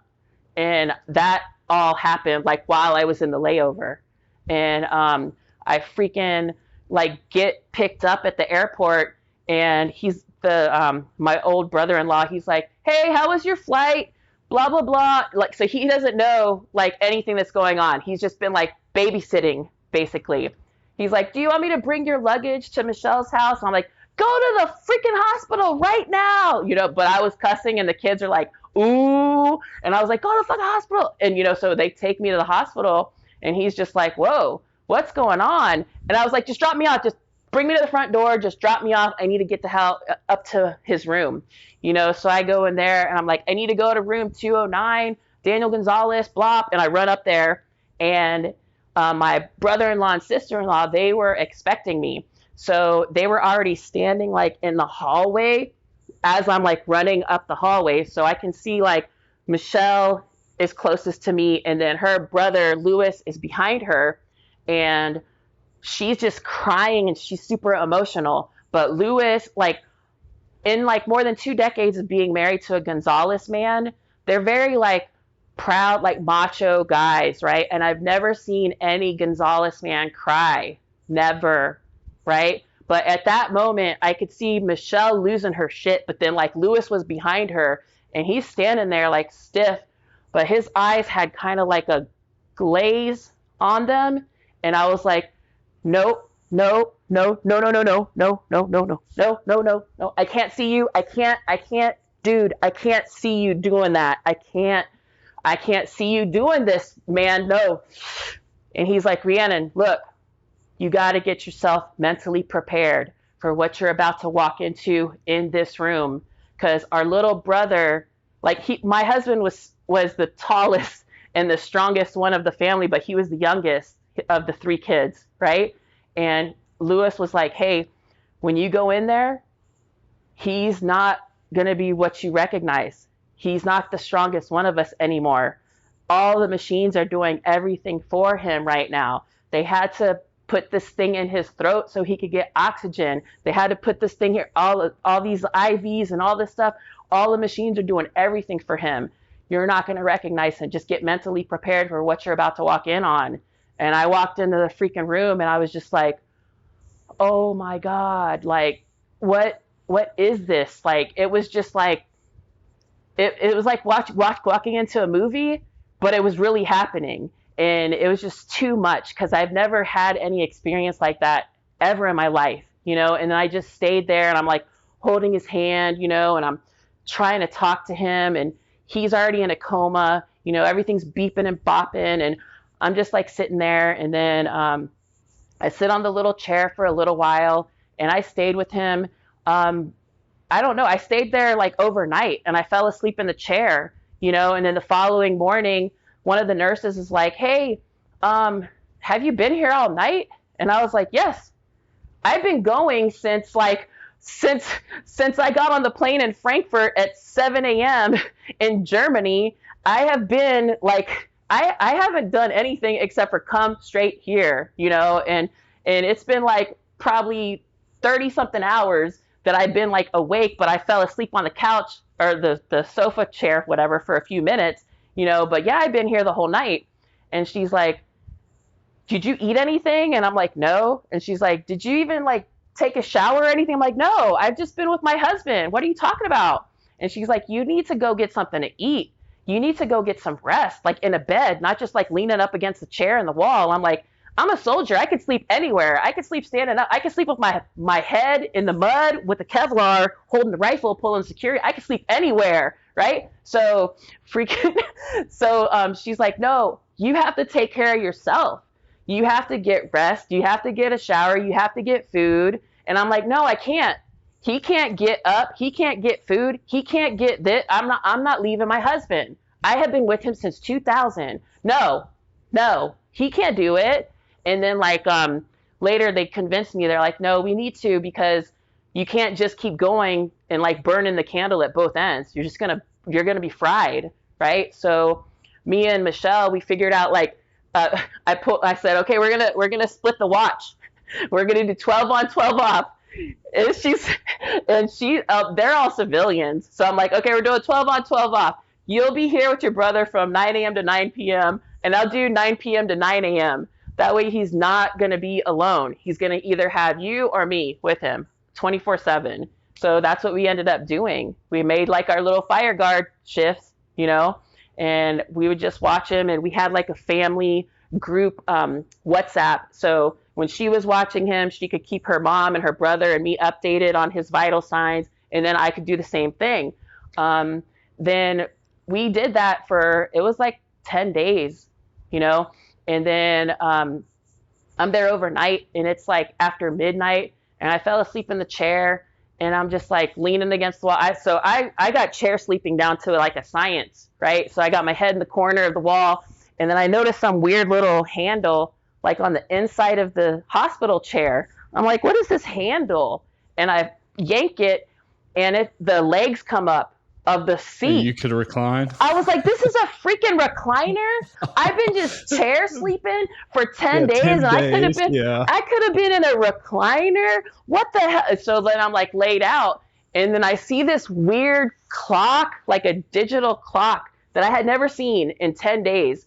And that digital clock, it tells you like the time, the temperature, the like freaking, all this other stuff is in like the date.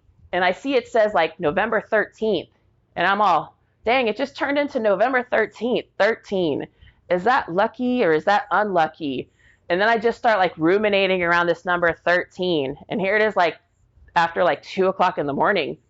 And like the nurses showed us how to read like his monitors. And they're like, okay, there's this line. You need to focus on this line. Right now, he's like in a sweet spot. If this number gets any lower, that means he's starting to decline. So we'll just say that he's critically stable. And I was like, what the hell is that? I'm not medical. I was, she's like, just make sure it doesn't get lower. So I start to notice the numbers declining. And I was like, oh, crap. So I get on like WhatsApp and I'm like, all caps, everybody pray now. Cause like his mom is a pastor and his sister's like an evangelist, you know? And as soon as I said like, everybody pray now, they called me and they're like, hey, put it on speaker. Cause we have the pastor that did your marriage. She's got like a whole prayer team in Puerto Rico. Put it on speaker, put it next to his ear. And we're praying about people praying in Puerto Rico, Florida, all this stuff. So I'm there and I'm looking at the monitor and it keeps declining. And I was like, you guys, it's not working. Just come here. So his mom and his sister, they weren't that far away. They got there within like 10 or 15 minutes, right? And then I'm sitting there and all three of us are in there and it's like a COVID room. So you have to put on like all the gear, like the coats, all this stuff, the hairnet thing or whatever. And then this like nurse walks by the window or the door and then she backs up and then she starts to like count us. And I'm like, who the hell is that? Because I knew all the nurses. I've been there every single night, but I never seen this one. She was like a traveling nurse or something. And I'm like, what are you counting? Can I help you? And she's like, how many people are in this room? And I'm like, well, there's me, my mother-in-law, and my sister-in-law with my husband. What's the problem? You know, because like each of us, like we're holding one hand to pray. Like I'm holding one hand, she's holding one hand. The mom's like praying on his forehead. Like, so all three of us are like praying with him, you know? And this nurse is like, oh, well, that's a COVID room and you're only authorized 2 visitors and you've exceeded the number of visitors. I was like, are you freaking kidding me? Do you know what is going on? What's wrong with you? What, who, what? And she's like, well, the problem is this gentleman just showed up and he's trying to come back here, but you've already exceeded your number of visitors. I'm like, oh my God, that's his big brother. Are you freaking kidding? You know what? I've been talking to my husband all night long. I'll go switch spots. I'll go wait out there so that he can come back here and say his final things to his little brother. What is wrong with you, woman? You know, and then I freaking go out there. I'm pissed. And I'm like, hey man, go back there and talk to your little brother. I've already talked to him all night long. Just, you got to say your last things because it's getting worse. And I'm in the waiting room and I'm pacing and I'm cussing. I'm like, who is this heifer? What is she doing? Like, I'm freaking out. And then like, the head nurse is coming on shift and she knows me. I know her because she's like the head nurse. And she's like, Mrs. Gonzalez, what are you doing out here? And I'm like, well, apparently we exceeded the number of visitors in a COVID room and I can't be with my husband at the end of his life because of freaking rules. And she's like, what? Come back here. And she uses her card key swipe thing to let me in the back. And I'm like, thank you. Jesus. No, so then all 4 of us are in this room. I don't know what happened to that nurse, but we're exceeding the number of people. There's 4 of us now in here. And then the doctor. As it should be. As it should be. There's no excuse for that. Where's your humanity? Like, I get it, rules and all, but like rules are meant to be broken. There's a time and a place, right? So like the doctor, that was a mess, but like the doctor, he comes in and he's like, okay, Miss Gonzalez, I asked you this question yesterday. I asked you this question the day before, but I need to verify and ask you again because I know we're getting to the end. Do you want us to give him something so he can transition peacefully? Or do you want us to bring in the crash team and the crash carts and try to fight whenever he flatlines? And I was like, we're going to fight. We're fighting. We're fighters. I'm a fighter. He's a fighter. We're fighting. That's it. And he goes, okay, when it happens, everybody that's not part of the crash team needs to immediately get out of here because we don't have space for anybody that's not actively trying to like chest compression or any of this. All of you guys need to get out. And then probably within like 5 minutes, it happened. He like flatlined and they're like, all right, he's crashing. And I'm like, get out, everybody, get out, get out. So like my in-laws, they go all the way out to like the waiting room, but I stayed on the other side of the glass, like, what is it called? Fight or flight, but I was on freeze. I was just frozen, just like watching everything. So these are some different nurses that came in with the crash team. This was like the freaking X-Men or like the Avengers. These were some like pretty, they're, yeah, they were pretty yoked, right? So there's one girl, she was like probably 6 feet tall, and then these two dudes, they're freaking jacked, right? And they're all in there with the machines, the crash cart, and they're taking turns, and they're just like chest compression, chest compression, chest compression, air, air, air, pulse check, no, and then they rotate, and they kept doing it, and then they rotate, and they kept doing it, and this stuff was not like TV. It was freaking violent, like the violence of like chest compressions. It's not like TV at all.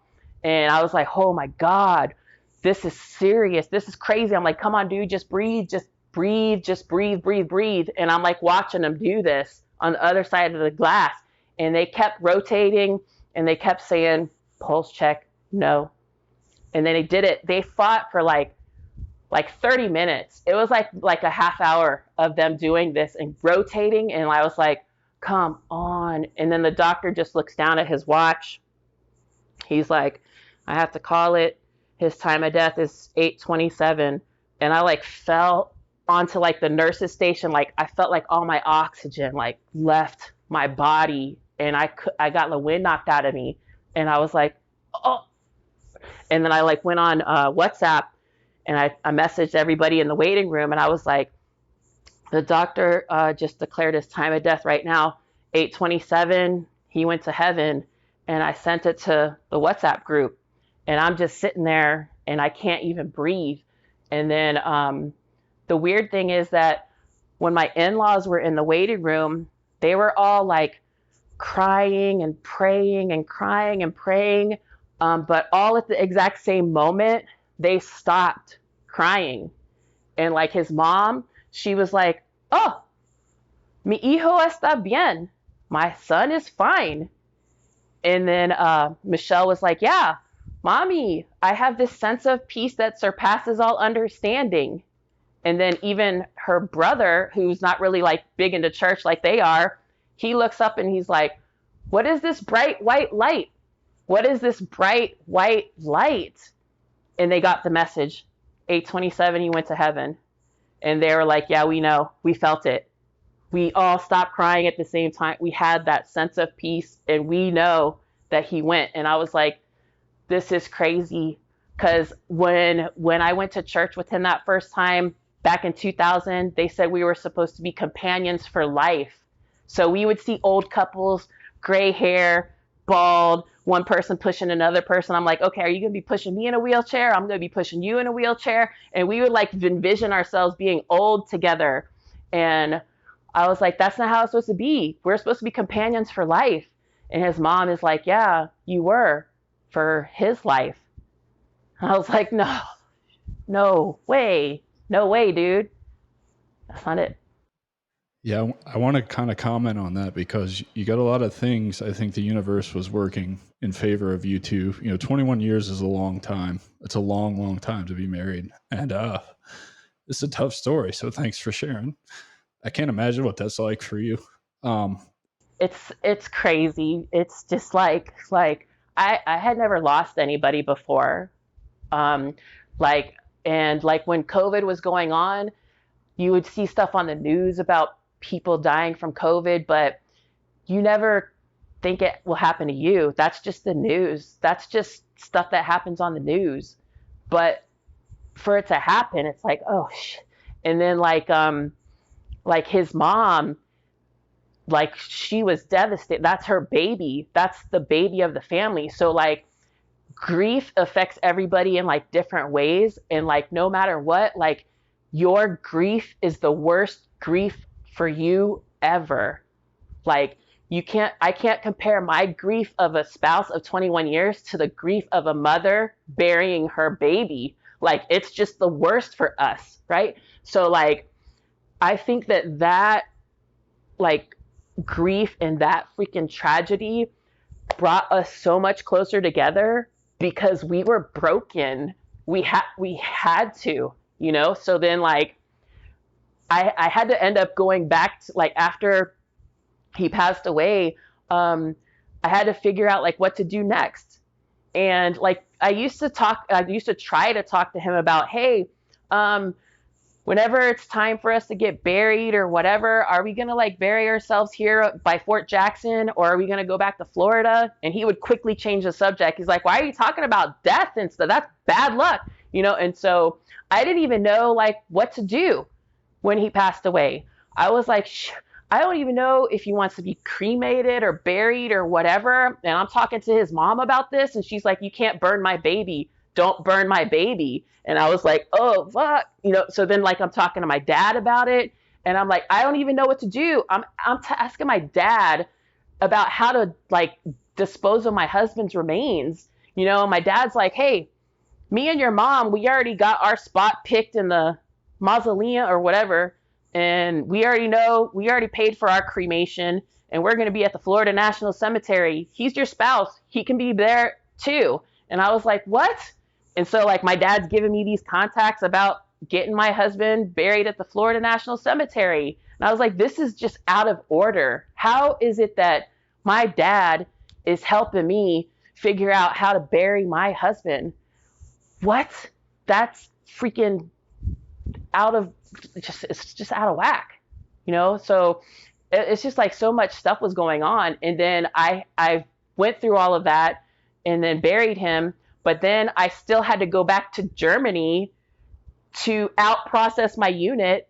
And the crazy thing is, like, my sergeant major, like when this happened, his mom had been in the hospital with COVID for probably 2 months longer than my husband was. And she ended up passing away the following month. And so my sergeant major was going through it. I was going through it. But when my leave was ending, my emergency leave was ending, and I was about to go back to Germany, he was at HRC doing some kind of sergeant major briefing, or I don't know, huddle or whatever. And when he found out that this happened, he's like, you know what? I'm going to go walk straight over to compassionate reassignments right now. I don't care whose desk I have to jump on. I'm jumping on somebody's desk to get you reassigned back to your family. And I was like, you need to, Sergeant Major, because look, my son is living with his uncle over here in Riverview. My daughter is living with her aunt over here in Land O'Lakes. They're like 45 minutes apart from each other. I'm over here in freaking Wiesbaden, Germany. I need to get my family back together. Our family just freaking blew up from the inside out. I need to go. And so he went straight to like compassionate reassignments, and they got that thing approved. And I started out processing Wiesbaden and freaking got reassigned to MacDill Air Force Base. And I was like, this is crazy. Because we would talk about like, hey, whenever it's time to retire, we're going to go back to Florida, and we're going to be with our family all together again. And we can probably do like they do in Germany, where it's kind of like your family's all together in this village, and like you got this house, then you add on to the house, and you add on to the house, and you have like 3 generations of family. So you got like the grandma helping with the grandkids, but then they get older. So then like the grandkids are taking care of the grandma now, you know? So it's like a whole family support unit. And I was like, yeah, that's awesome. That's what we're going to do. And then he's talking about, oh, I'm going to get a food truck and all this stuff. We're going to go back to Tampa and this. And now I came back to Tampa, but it wasn't the way I wanted. And it's just like the all those ideas and all those dreams. It's like you make all these plans, but you just honestly never know. And like when I went back to Germany to out process, some of my soldiers, I would see them and I'd be like, hey, happy Monday, whatever. And they all knew that I just buried my husband. And like this one specialist, he's like, Sergeant G, how do you still come to work and you still say like happy Monday? Like, how are you doing that? It's like, I don't understand how you can do that. And I was like, well, why not? Because I mean, it sucks already, you know? I don't need it to just like, I don't want to make it like suck for everybody. So I'm just going to try to like put on this like facade or whatever so that you guys can enjoy your day. I think more than that though. I think more than that though. It's because you knew that's what he would have wanted. Why change who you are and the woman that he loved, right? That I think there's a lot of things too there to kind of unpack, right? You had two pastors tell you, the second one in particular, that he knew immediately that you would be at his right hand until death. Um, I don't know where you were in the room, but I'd say that's pretty accurate, right? Um, I think too, right? You talked about the clock and the chair and the handle and the chair. Maybe that was your way, your husband's way of telling you, like, hey, it's time, but it's okay. You can relax now. You know what I mean? And I think that's incredible resilience, right? Which speaks to your master resiliency training, which also then speaks to what you're doing now and in your life. And I can only imagine you're a little less than 3 years away from retirement. I know at the senior E7 level, right? You're already talking about that because you know it's real. And so you're speaking to all these plans to go back to Tampa, and getting back to Tampa is not the same. And so how does that affect you now into your transition? Are you just trying to live your life based on what you think he would have wanted, or are you still trying to go with kind of the plan that you had? What is that looking like for you, and how has that affected you? Because I know that can't be easy, right? You are now a single mother, right? You're raising these kids by yourself. You don't have the man that you spent 21 years of your life with by your side, that you knew was going to be there to keep you, at least out of the depths of the transition hole. Like, I fell way down deep in that hole. And I think, well, a lot of it is lack of support for sure, but I didn't have anybody in my life to keep me out of that hole. And I think the way you speak about your husband, the fact that you were married for so long, you are spiritual or religious, or I'm not going to label it, but it is a form of spirituality. And I think that helps too. And I think, having him to help you through this was a huge part of the plan, right? Yeah.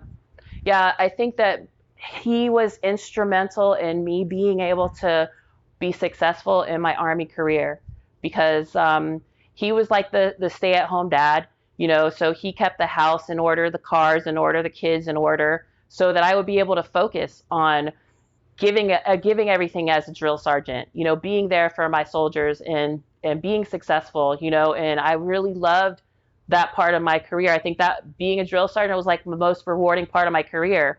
And it's so funny because usually you're a 24-month drill sergeant, you have 2 years to do it, but I did it for 40 months.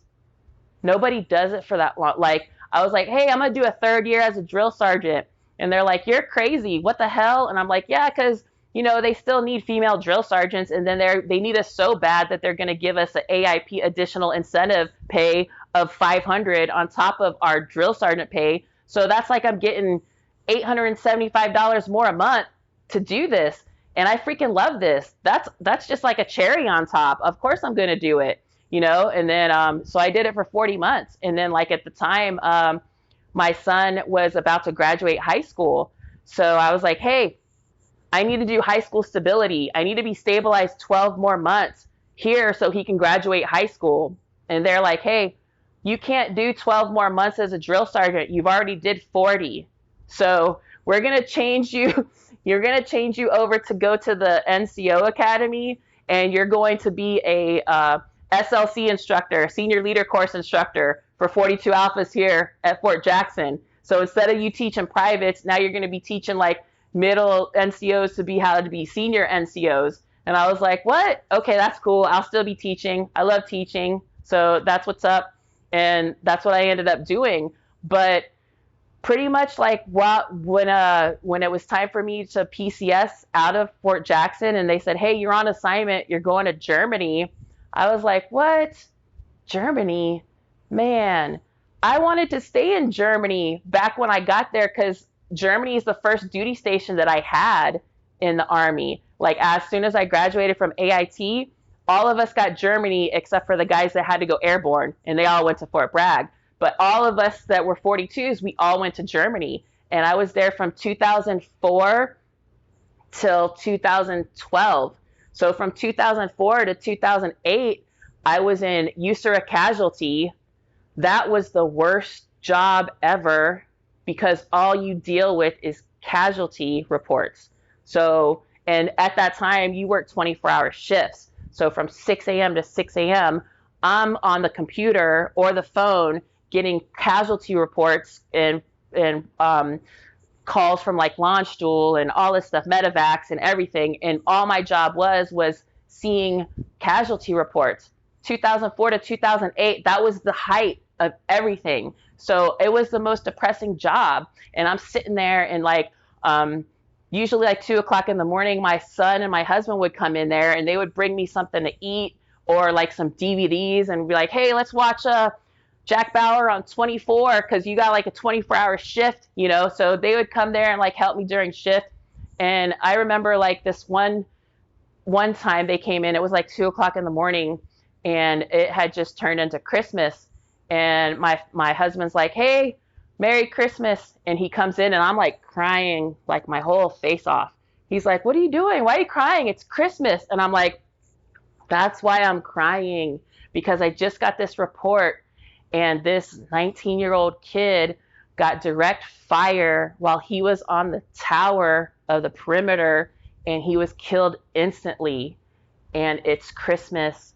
So his mom is about to get a knock on a door and her Christmases will be never the same again. He's only been in the army for 4 months.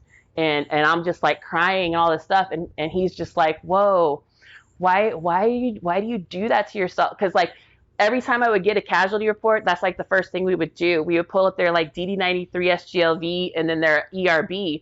And instantly when I look at an ERB, I scan really quick and I'm like, okay, this person is this age.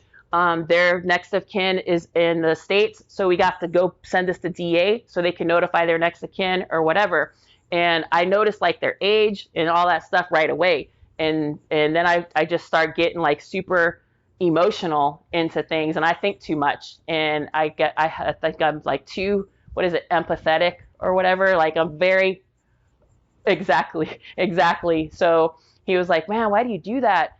But then I did like in 2008, they're like, hey, we're going to rotate you to Grafenwehr, Germany because of you have too much dwell time. You need to go to this unit there that's about to deploy to Iraq. They used to be known as the Big Red One, but the Big Red One, they just moved to Kansas. So now they reflagged them. So they have a different patch now. So they're called the 172nd Infantry Brigade. It's like this patch, it looks like from Alaska, but they were the Big Red One. And I'm like, oh snap, I did all their casualty reports. Holy crap. They're like the ones that lost like so many people, right? And so I ended up going there and it was weird because there was a book that I was reading. It was called They Fought for Each Other. And it was written by one of the people from, I think, like the Military Times or something like that. And she was like embedded with the Big Red One. I think her last name was Kennedy, right? And she was talking about like, oh, here I am. I'm meeting this guy and we're doing salsa night. He's teaching me how to salsa and all this stuff. And so she introduces you to all these different people, right? And when I get to the unit that used to be Big Red One, they were open up a container from their previous deployment. And they're like, whoa, look at this. What's this? Is this like the retention container? Because we got like these Big Red One coffee cups and all this stuff. And here's some yearbooks from the deployment. Does anybody want a deployment yearbook? And I was like, sure, let me get that. So I get the deployment yearbook from Big Red One. And in the whole back, yeah, exactly. The whole back half of it is all the names of people's casualty reports that I did. And I'm like, oh my God, I remember this guy's name. Oh my God, I remember. And here I am reading this book about them. And then I'm seeing them. So I'm putting all their faces, like you said, to the reports. And I was like, holy crap, I can't believe this. This is who I'm deploying with. Oh, Jesus. You know, so we went to Iraq for a year. And then when we came back, they did this whole stop loss, stop move thing for us. They're like, oh, guess what? You guys can't go anywhere because we got to turn around and go back out the door. We're going to Afghanistan for a year. I was like, well, hold on a second, dude. Isn't there this thing called dwell time? Aren't we supposed to be back on the ground for this amount of time? Nope. No, there's not something called dwell time. I didn't have more than 11 months my entire career. Exactly.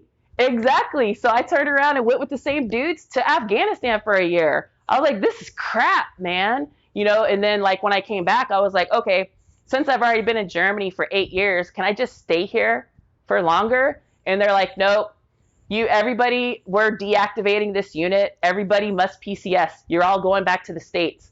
I was like, this is garbage. Man, the guy who re-enlisted me while we were downrange, the master sergeant, he came in as like a PFC in Germany, all the way to master sergeant. He's got a wife that's German, right? I want to be like that. I want to be in Germany like my whole career. And he's like, that's the reason that's the reason why you can't, because he was homesteading. So we need you guys to go and PCS. So they PCS me to Fort Jackson. But then I turn around after being in Fort Jackson, I kept on going to every different job there. I stayed there for like 9 years. And then they're like, hey, you're on assignment. I'm like, okay, where am I going? Like Korea or something? They're like, nope, you're going to Germany. Like, come on. I told you guys to leave me in Germany. Do you guys have a sense of humor? This is crazy. So I went back to Germany. And it's bittersweet because your husband was with you for the whole time you were in Germany, right? And so kind of started and ended in the same place. That's awesome. So tell me, what are you doing now? You are an entrepreneur all the way. No, are you looking at jobs, or are you 100% committed to what you're doing? No, I'm not really looking at jobs. So I'm trying to focus on doing like the educational email courses so that I can put the whole resilience curriculum out here to like focus on the teens, because like that's what I noticed like when I was a drill sergeant and I would teach my kids like some resilient skills on Sundays. They were like the best performers. Like we would get the streamers, we would get like the high PT streamers, we would get the rifle marksmanship streamers, and we would be like always like high performing, and people were like, dang, how do you do that? And I'm like, they're resilient, so they have skills, so I knew that it worked, and I was like, dang, this should be taught to like kids in junior high school, so that's what I want to do. Yeah, so let's talk about how you fell into that. You got on a call with me after I presented at Allegiant Vets, and you told me you wanted to do something with master resilience training, and I was like, okay, why can't you? And your answer to me was, I don't know where to start. And I was like, well, you just start. And so what I want to do is I want to kind of paint a picture of your journey and just the actions that you took to get started, because so often, I hear that I don't know where to start. I don't know where to start. I didn't know where to start either. Yeah, I started because I was challenged to post on LinkedIn and engage with 5 people a day. And it's turned into everything that we're doing now, right? It's the coolest thing in the world. It's also very hard. It's extremely frustrating because for months you'll feel like you're spinning your wheels, not making any progress, but you're learning. And so I just kind of want you to paint that picture of how the Joy Multiplier became the Joy Multiplier, and what your future plans are for it, and like where you see it going, and maybe just a little foresight into what you think it's going to take to get there. Well, like when we got on that call and you're like, yeah, just start.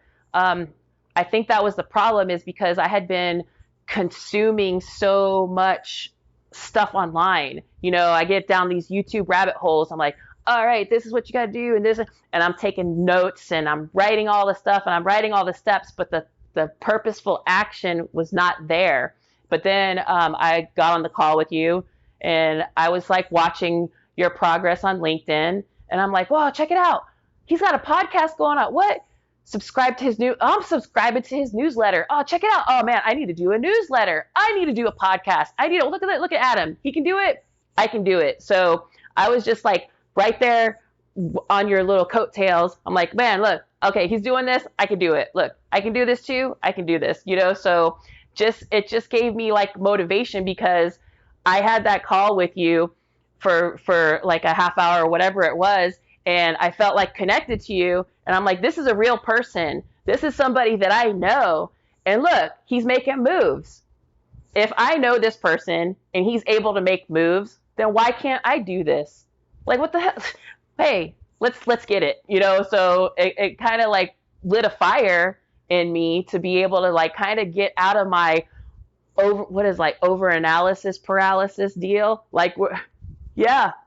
Analysis paralysis. Yeah, absolutely. And I'm glad that you mentioned, because I did the same thing when well, long before I started, I consumed way too much YouTube, just constantly on YouTube and analysis paralysis. And I didn't know that. You didn't mention that in the call. I had no idea, and I really just encourage you to lean into the master resiliency stuff. You told me what you wanted to do something with teens, and I was like, okay, so build it and sell it. Right. That's pretty much what I told you. I was like, why can't you build it and sell it? And so it's really cool because I pretty much did what you did. I was challenged by my best friend to post on LinkedIn and engage with 5 people every day. And through doing that, you start to pick up on things that you're interested in or you like. And through doing that, then you have meetings with people. And they're not about really anything. It's like, hey, you're a cool person. I'm a cool person. Let's just have a conversation. Let's talk about what you're working on. And through that, I would discover all these different pathways I could take, and like, oh, I want to go this way. Like, this is the direction I need to go. So like, have you, I assume that you have, mainly because it's really cool to see you pop up in some different groups that I'm a part of that are bigger groups. There's really big creators in these groups, and they're solid groups, and you're meeting with people that I've met with and worked with, and you're quite literally just watching what I do and doing the same thing. And that's a really cool thing, particularly for me. You're not the only person, obviously, that I've had a call with that I've given advice to. There's another guy from the Skill Bridge program who reached out to me a couple weeks after our call, and he's like, hey man, I wanted to let you know my no name business made like $80 this weekend. And I'm like, that's amazing. You know what I mean? Like, in a 1 hour phone call, just because I took the time out of my day to have a conversation with you and open a door you didn't even know had been open, and because you just take action, right? Like, talk about that a little bit, because sitting around watching YouTube videos, like, I would sit there and, oh, I could do this. I'll start tomorrow, right? I'll start tomorrow. And then I never took any action. As soon as I took an action, it's like, oh, okay, I get it now. Are you finding it's pretty much the same way for you? Yes, it is, because like at first you have like all these good idea fairies like floating around, and you're like, yeah, one day I could do this one day, and then finally you're just like, wait a second, let me do it, and then like one of the things that I was like learning about was different ways to be productive. So it's funny, I'm learning all these ways to be productive, but I wasn't doing it. So like I even got this thing, it was like the Pomodoro timer. Have you heard about that, where you're like have 25 minutes of like productivity, and then yes. So that's what I really needed, because I get so easily distracted, and it seems like when I sit down to try to do something like right, then all of a sudden I'm like, oh, I think I need to organize my pantry and make sure all of the cans of fruits and veggies are dressed and all the labels are facing front. You're like, well, wait, I was supposed to be focused on writing like a newsletter or something. So I'm like having squirrel moments. That's what I call it. But that 25-minute focus, I'm like, okay, it's just 25 minutes. Just stop, get the phone away from me, because then I won't hear it binging and bopping. Get that away, silence it, whatever. Here's this timer, watch it count down, and that's all I got to do. Okay, bing, 5 minutes. Okay, let's get up. Let me get some water to drink or snacks, whatever. All right, 25 minutes. And that's really like what kind of got the action started. And then the other thing that got it started was waking up before like everybody in my house. Like I would have to get my daughter up and ready for school at like 7, but since I have a problem with sleeping, like that was like one of the things, because I was doing all these VA appointments. They're like, hey, do you have problems with going to sleep or falling asleep? And I was like, yes. And they're like, which one? And I'm like, yes, all of the above, right? So I wake up at like 2 o'clock in the morning for like no damn reason, and I'm just like, okay, now I'm wide awake, and plus I'm going through these like perimenopause symptoms, so I'll wake up with hot flashes, and it's 2 o'clock in the morning, I'm soaked with sweat, and I'm like, oh my god, I'm soaking wet with sweat, but then the fan is on, so all that sweat is like freezing cold, so now I'm like, oh, now I can't get back to sleep because I'm freezing, so now like, oh, okay, I guess I'm up. So like I'm up, and then I start doing things before everybody else wakes up in the house, and that way it gets like a jump start on the day. And I know that I'm a morning person. I don't know if that was what came first, like the chicken or the egg, if I was a morning person before the military or being in the military made me a morning person. But either way, that's like my most productive time. So I feel like that Pomodoro 25 minutes focus, getting up before everybody in the house, um, and knocking out some things like actionable things at the beginning of the day is the most important thing, because then if I get like down some YouTube rabbit hole, at least I got some like stuff knocked out the first few hours of the day, and build on that the next day. Well, and the funny thing about what happens when you start structuring your day like that, so you eliminate the distractions by getting up before everybody in your house, right? So that helps, the focus 25 minutes, 5-minute break, 25 more minutes of focus work. Twice you just did an hour's worth of work and it didn't really feel like an hour's worth of work.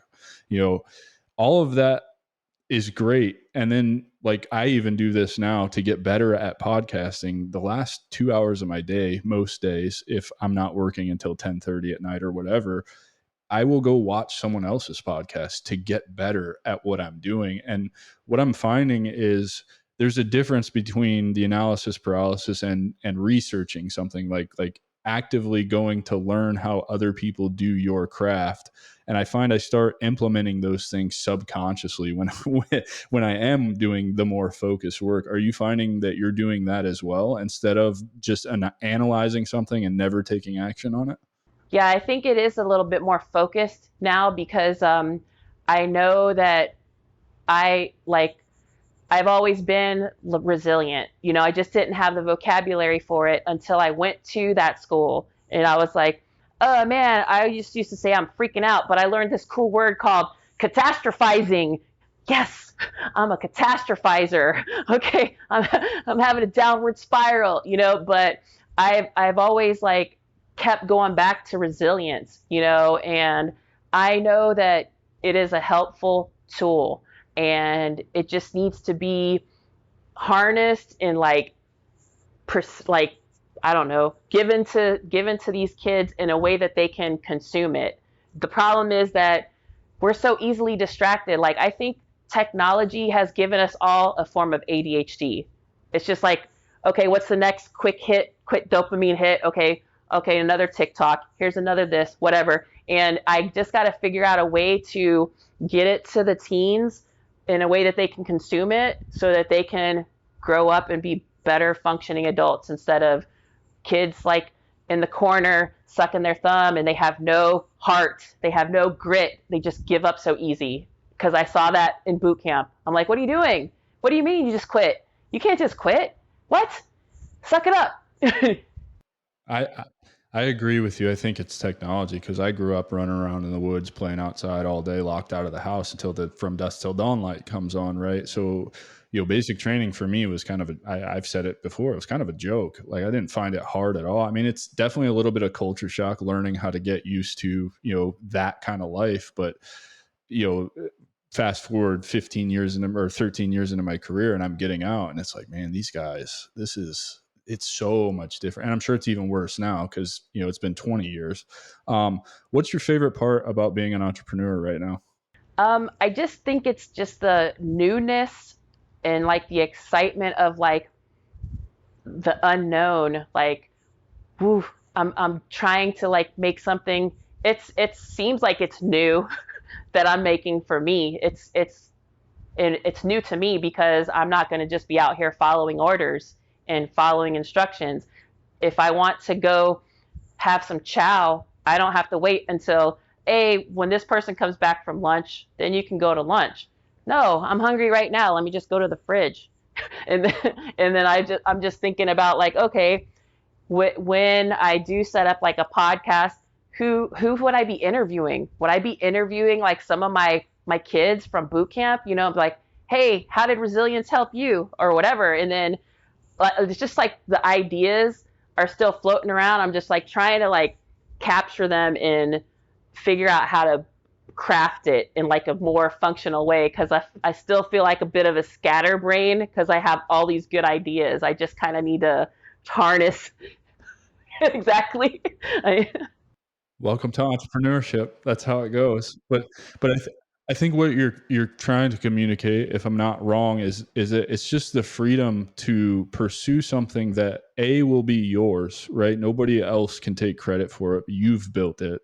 But B is really something that aligns with your core values and beliefs, right? And you've seen it firsthand, and you experienced it with I'm trying to think of the right word, the softer trainees that would come to basic training, right? I don't want to call them weak, but in a previous life, that's a word I would have used, and so you saw this, you identified this problem, and now it's about, well, I have a solution for this problem, and I like to teach. And so I think really it's just you're living your life in the best way for you with no one to tell you how to do it any differently. And I think that is the most amazing thing ever, right?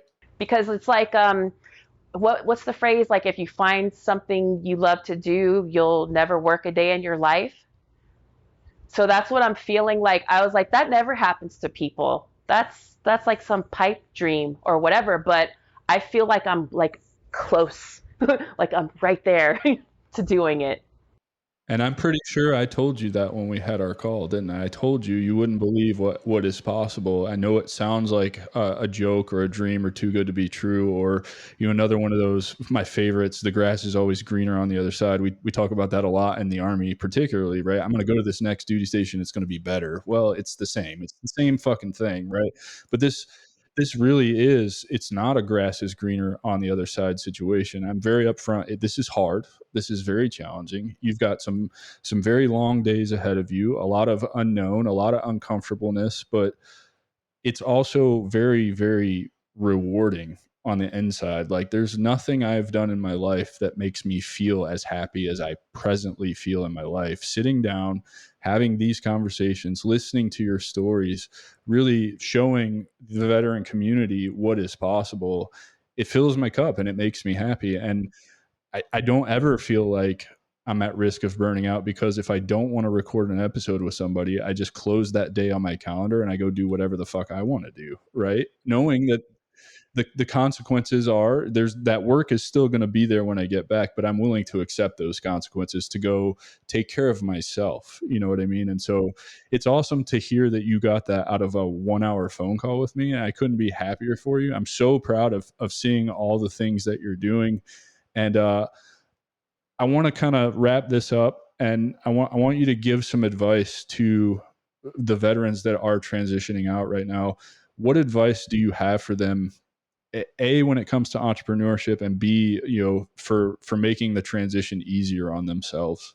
Oh wow, that's like a hard one. I guess a way to make the transition easier on yourself is to try to, I guess, do like the backwards planning that we've been trained to do. So like, okay, this is where I want to be. So you see yourself being at the finish line.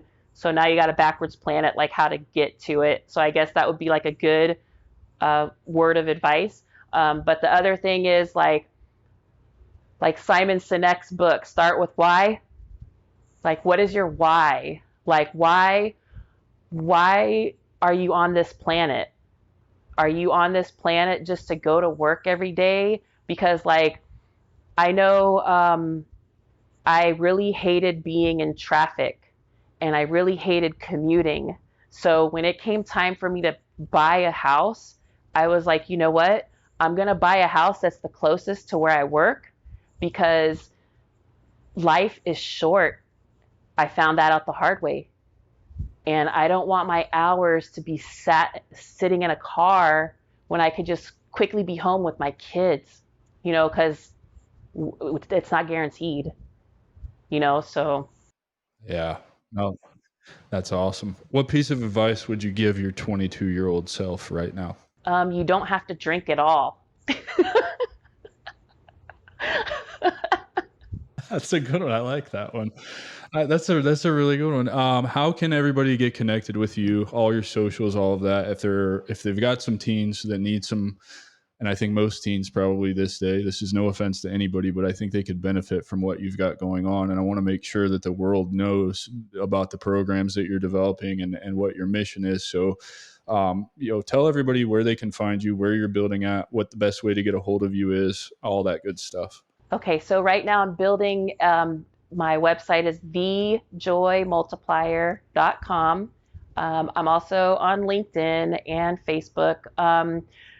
Rhiannon Gonzalez. I thought I was the only one, but there's other ones out there. So I'm not as unique as I thought I was. But I like LinkedIn a lot, and I get on Facebook a lot too, just to see how like my kids are doing out there, and I just got on the X, I guess, the Twitter, whatever, recently. I don't do the TikTok because China, I don't do that one. And I think Instagram is connected with Facebook, so I'm still trying to figure out that platform. Yeah, my kids know more about all this technology and stuff than I do. You should enlist them to help you build your shit right now, because you're better than I am with the social media. I'm only on it on LinkedIn. I'm slowly coming around to transitioning to the Facebook and Instagram. I don't like Facebook at all. Period. I think it's not a great place. I think we could do better as veterans. It depends. Yeah, if you get yourself into like the stuff that you want to see more of, then you'll see more of that stuff. Like, so I don't even entertain like the news or any of that. I don't even turn on the news because it's just everything's bad. So I just try to feed myself what I know I need and like leave that negativity stuff over there. Hell yeah. Rhiannon, thank you so much for being here and sharing your story with us.